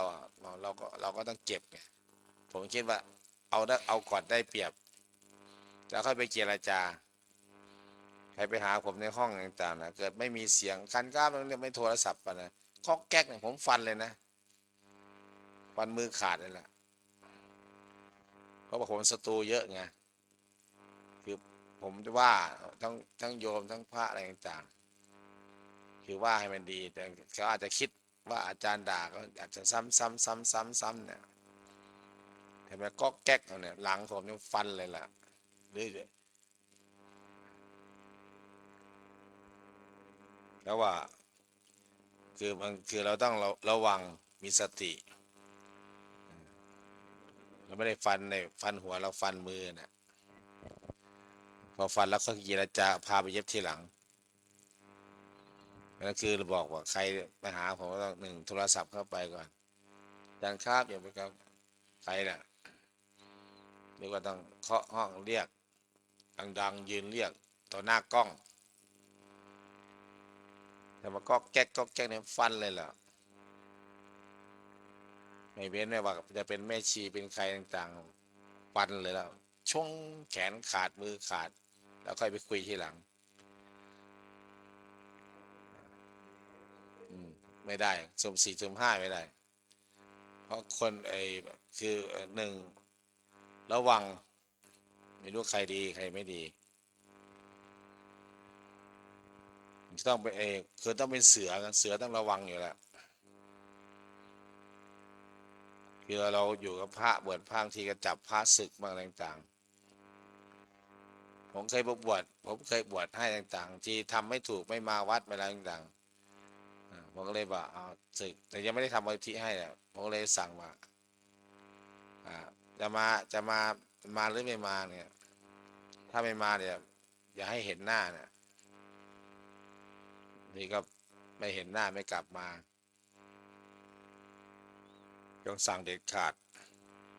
ถ้าใครบวชอยู่กับผมเนี่ยผมจับศึกเลยจะไปบวชต่อที่อื่นแล้วผมไม่ศึกผมจะไปอยู่ที่อื่นไม่ได้ต้องศึกก่อนแล้วไปบวชต่ออยากบวชก็ไปบวชที่อื่นแต่ห้ามมีชื่อวัดศรีวงศ์ติดไปรวมไปคือ แต่เราก็สงสารเวลานะสงสารพ่อสงสารแม่ต่างๆแต่พฤติกรรมเขาไม่พัฒนาตัวเองจริงๆนะอยู่แล้วพัฒนาเนี่ยอยู่ตรงนี้ศักยภาพมันได้หนึ่งอยู่ในเมืองแล้วก็อยากจะเรียนหนังสืออยากเรียนบาลีต่างๆแหล่งเรียนรู้มันเยอะมากมายอยากเป็นนู่นอยากเป็นนี่ต่างๆทุกวันนี้สายปกครองเนี่ยเขาต้องการหนึ่งนักธรรมเอกปริญญาธรรม3 ประโยค 4 ประโยคพุทธศาสตร์บัณฑิตเนี่ยนี่ก็เป็นเจ้าอาวาสเป็นเจ้าหน้าอำเภอได้สบายแล้วแต่ได้มีความรู้เนี่ยทุกวันเนี่ยนักธรรมตรีเนี่ยเป็นเจ้าอาวาสไม่ได้แต่คุณจะเก่งสำนักก็แล้วแต่นะมีความสามารถเก่งไม่ได้ต้องสอบได้บางทีสอบไม่ได้ก็ต้องเอาเรียนอ่านไม่ได้ก็จ้างก็เอาไปหาจ้างเขาดินักธรรมเอก3,000มันเนี่ย4,000มันได้แต่ใบแต่ความรู้ไม่ได้มันก็เท่านั้นเนี่ยไม่มีอำนาจโยมก็ข่มอยู่ดีผู้ใหญ่บ้านอบตก็ข่มเลยนะ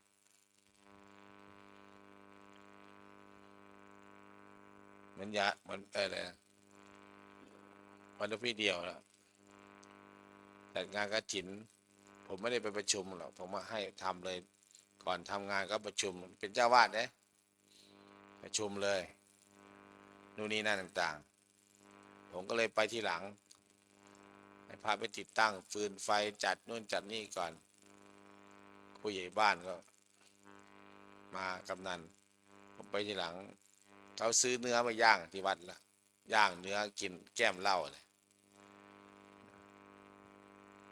ผม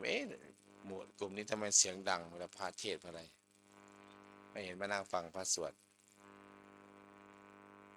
ผมก็เลยไปบอกโยมเสียงดังเนี่ยเขาเป็นยังครับหมู่คณะมาหาเนี่ยผู้ใหญ่บ้านเนี่ยผมยังไม่เดือดนะจะมีกำนันอยู่ถ้าเกิดเถียงผมเนี่ยถ้าเถียงผมแรงๆเนี่ยขึ้นโรงพักเนี่ยเสร็จผมแล้วนะเหมือนกันนะกำนันได้ปลดโดนปลดแล้วเอาเหล้าไปกินในวัดเนี่ยมาตราอะไรอ่ะถ้ามาตราอะไรอ่ะเขาห้ามปรับเท่าไหร่อ่ะเออเป็นกำนันก็หลุดเด็กอำเภอก็หลุด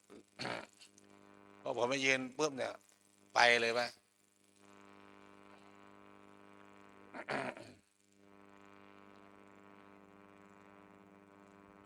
ผมจะคือว่าจังหวะขู่ได้ก็ขู่เด้ผมเคยเล่นไพ่9 เกนะผมถือ3 แต้มนั่นถือ9 แต้ม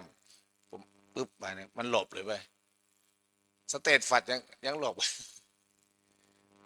ต้องใช้ใจต้องใช้หน้าเลยนะผมถือ3 แต้มนะที่บอร์ด1 แต้มเอามันหลบได้ผู้ใหญ่บ้านกำนันเนี่ยคือคุณมีแผลอยู่แล้วเอาเหล้ามากินเขาเทศกันเนี่ยพระผู้ใหญ่มาเนี่ยผมทำไมเนี่ยยิ่งว่าโทรศัพท์เรียกนะผู้ว่าเนี่ยผมจะใช้คำว่าเหมือนกับใครมันน่ะอย่างดงน้อยเหมือนกันหลวงพี่จัดน่ะมีขี้เมามานั่นเชียงเอาเหล้ามากินด่าผู้ใหญ่บ้านผู้ช่วยเอาไปเก็บนะถ้าไม่เอาไปเก็บจะเจ็บผมก็พูดภาษาบ้านๆอ่ะรู้บอกอาจารย์เป็นใครเนี่ยกำนันนั่นน่ะกำนันพระนั่นนะ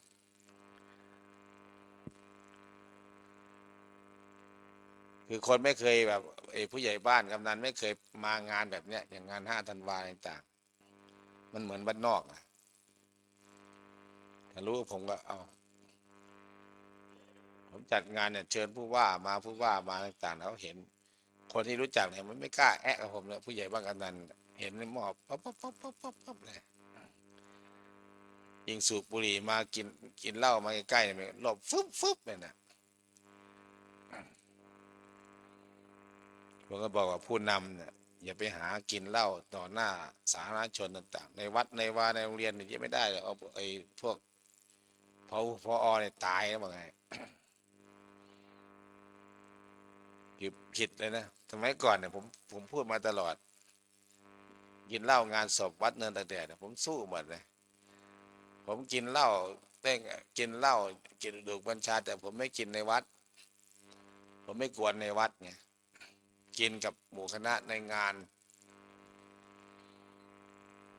แต่ไม่กินในวัดผมบวชมาผมก็เลยนั่นเขาก็ว่าทำไมกินไม่ได้เป็นพระอาหารหันต์มาจากไหนผมว่าเนี่ยหันอยู่แถววัดนี่แหละเถียงกับโยม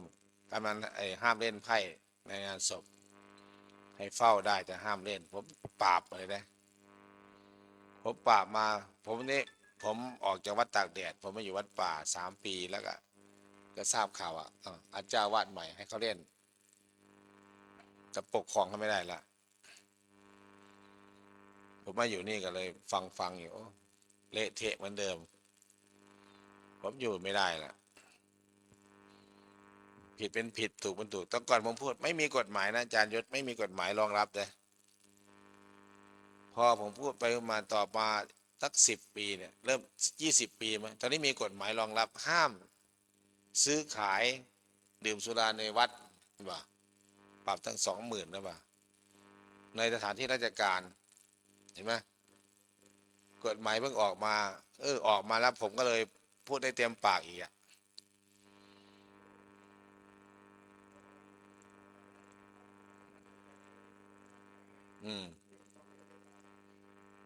เดี๋ยวเราก็ต้องเสี่ยงลูกปืนนะมันว่ามันมีปืนไงเดี๋ยวเราไม่มีลูกปืนแต่เราใช้คุณธรรมใช้ความถูกต้อง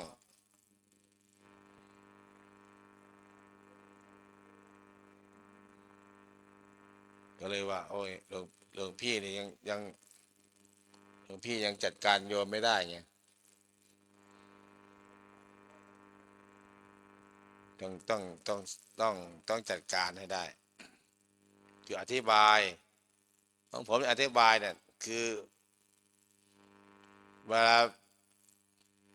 วลาอบรมเด็กผมอบรมเด็กนะอบรมเด็กเนี่ยพอเด็กเข้ามาเนี่ยงานศพก็เผาเนี่ยครึ่งหนึ่งเป็นเด็กนั่งครึ่งหนึ่งเป็นญาติโยมมาทอดผ้าผมก็พูดเรื่องเด็กเนี่ยจัดงานเนี่ยเห็นไหมเด็กเยาวชนเราเป็นคนรุ่นนี้ต้องเป็นตัวอย่างให้กับเด็กและเยาวชน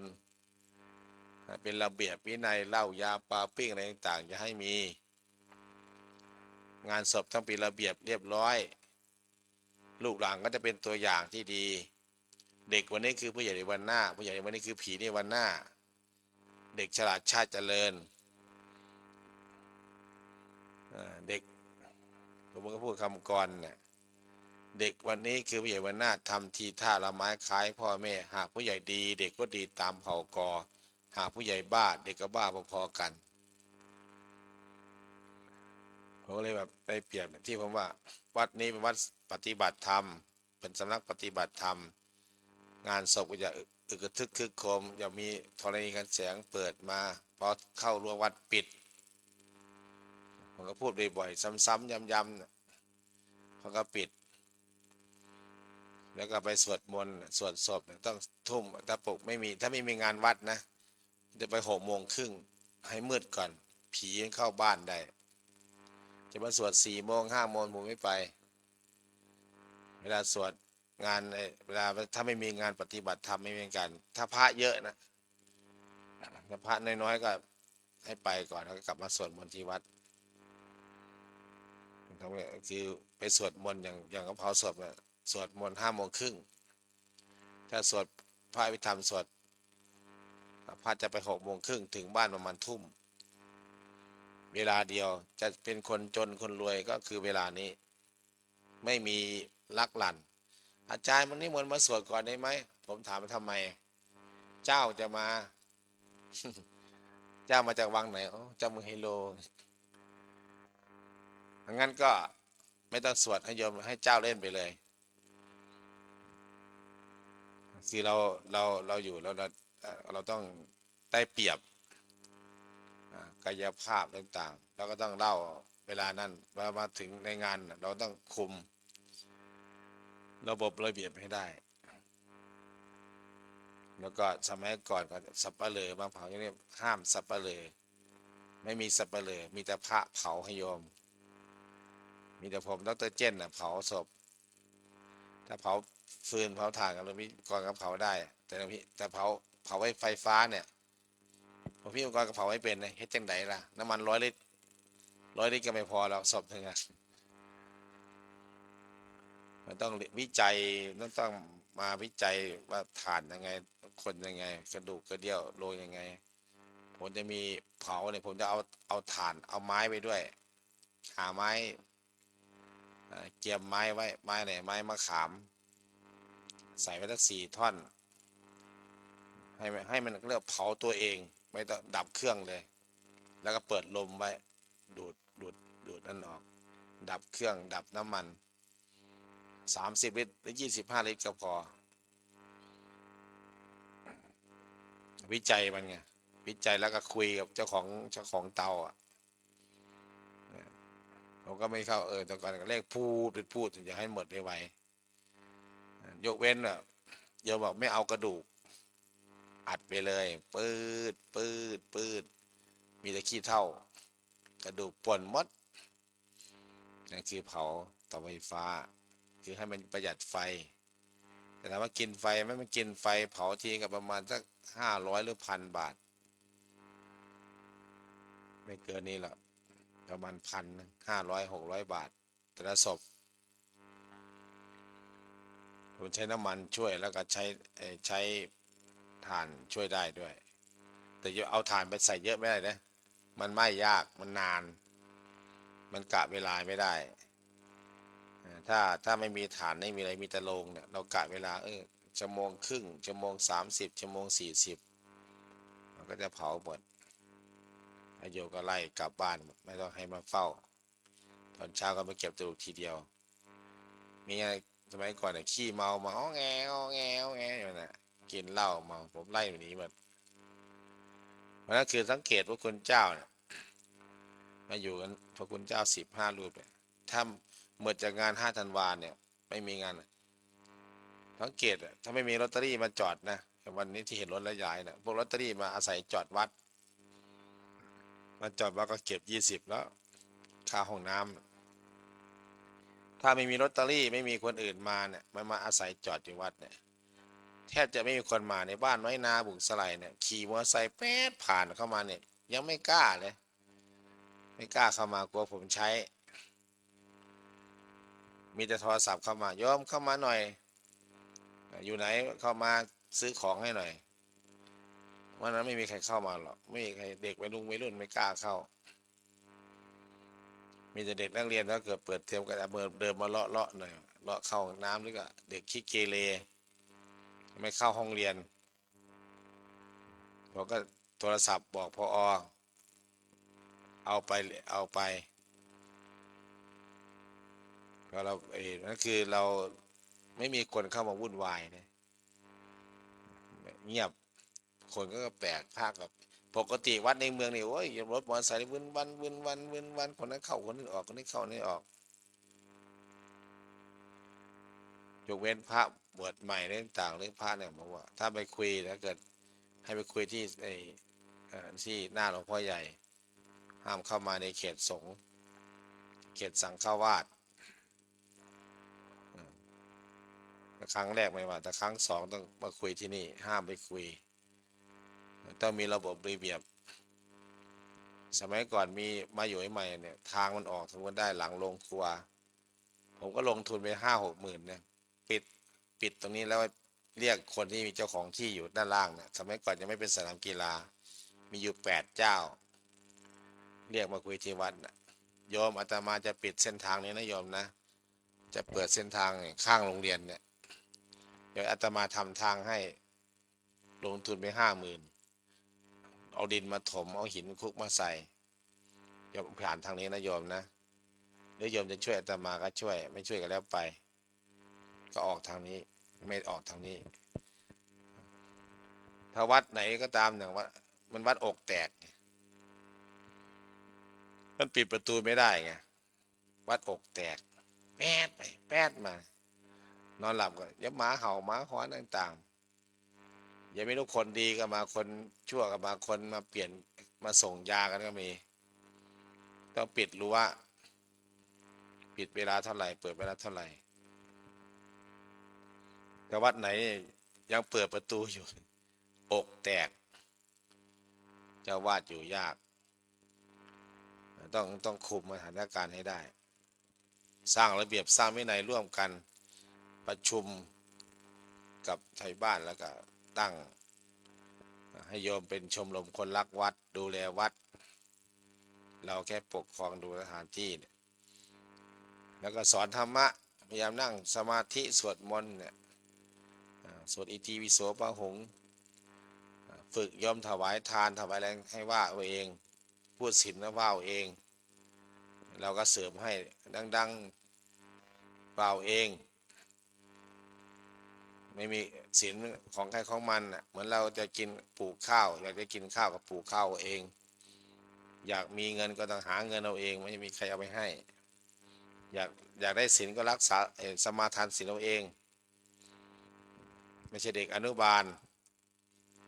ต้องให้บอกทุกคำโยมนี่ก็คือว่าไม่ต้องมีผู้นำใครเป็นผู้นำก็ได้ถวายถวายทานอะไรต่างๆต้องฝึกพระคุณเจ้าต้องฝึกโยมเหมือนกันนะตัวแทนตัวตายฝึกที่นี่ผมถ้าเกิดโยมช้าผมก็ว่าเองนะโยมอีมีนาสกายนะไม่ช้าไม่ได้ต้องไว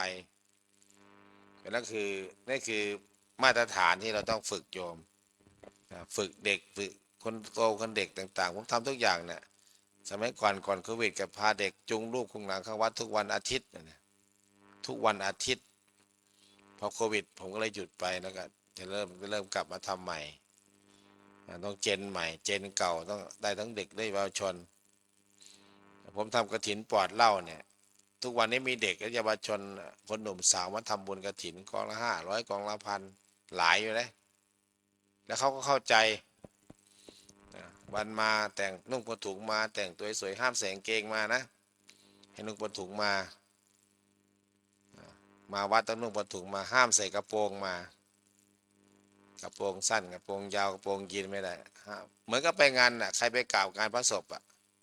เขามีข้อห้ามใส่กระโปรงห้ามใส่กางเกงใส่ชุดอะไรเขาศิษดานะนักเรียนให้ใส่ชุดนักเรียนนักศึกษาพระก็ใส่ชุดนี้แหละแล้วเขาก็ห้ามได้เราก็ห้ามได้หรือวะวัดแล้วก็ทำรูปห้ามโยมก็เข้าใจเนี่ยเข้าใจแล้วก็บอกต่อกันไปมึงอย่าไม่ใส่ชุดเกงนะอาจารย์ด่ามึงนะนั่นคือเราต้องฝึกพระคุณเจ้าเนี่ยที่เราฝึกเรากลับไปวัดไปวาเป็นผู้ช่วยเจ้าวาดเป็นลูกวัดต่างๆผมฝึกผมบอกโยมตั้งแต่ผมเป็นพระลูกวัดเลยเจ้าวาดกับอีกส่วนหนึ่งผมก็บอกเพราะผมคนพื้นที่ไงผมกล้าชนได้กับทุกคนไม่ถูกต้องนะโยมนะมันผิดต่างๆพวกนี้ผมก็บอกสมัยผมพรรษา1พรรษา2ผมบอกหมดแล้วเจ้าวาดไม่ได้พูดอะไรนะผมบอกต้องมีระเบียบวินัยต่างๆงานศพต่างๆเจ้าว่าดีแล้วท่านว่าไปเลยนะผมเป็นพระผมเป็นเจ้าวาดก็เก่งอยู่แต่ผมเป็นพระต่างพื้นที่ยอมไม่กลัวผมนะแต่ท่านพูดแล้วมีรู้สึกว่าน้ำหนักดีได้เวลาโยมกับพระอรหังสัมมาสัมพุทโธภควาพุทธังภควันตังอภิวาเทมิกราบสวากขาโตธัมมังนามัสสามิกราบสุปฏิปันโนภควโตสาวกสังโฆสังฆังนามามิกราบไปสู่ที่ชอบ สุคติพระคุณเจ้าอาจารย์กรรมมาครบบอกวัดทำไมเดินบอกวัดสมาทานวัดแล้วก็พักผ่อนปกติเวลาเราบอกว่าก็3 ทุ่มครึ่งนี่ก็3 ทุ่มนิดหน่อยปกติงานวัดศรีนวงศ์ทีนี้เข้าสู่สภาวะปกติแล้วแหละ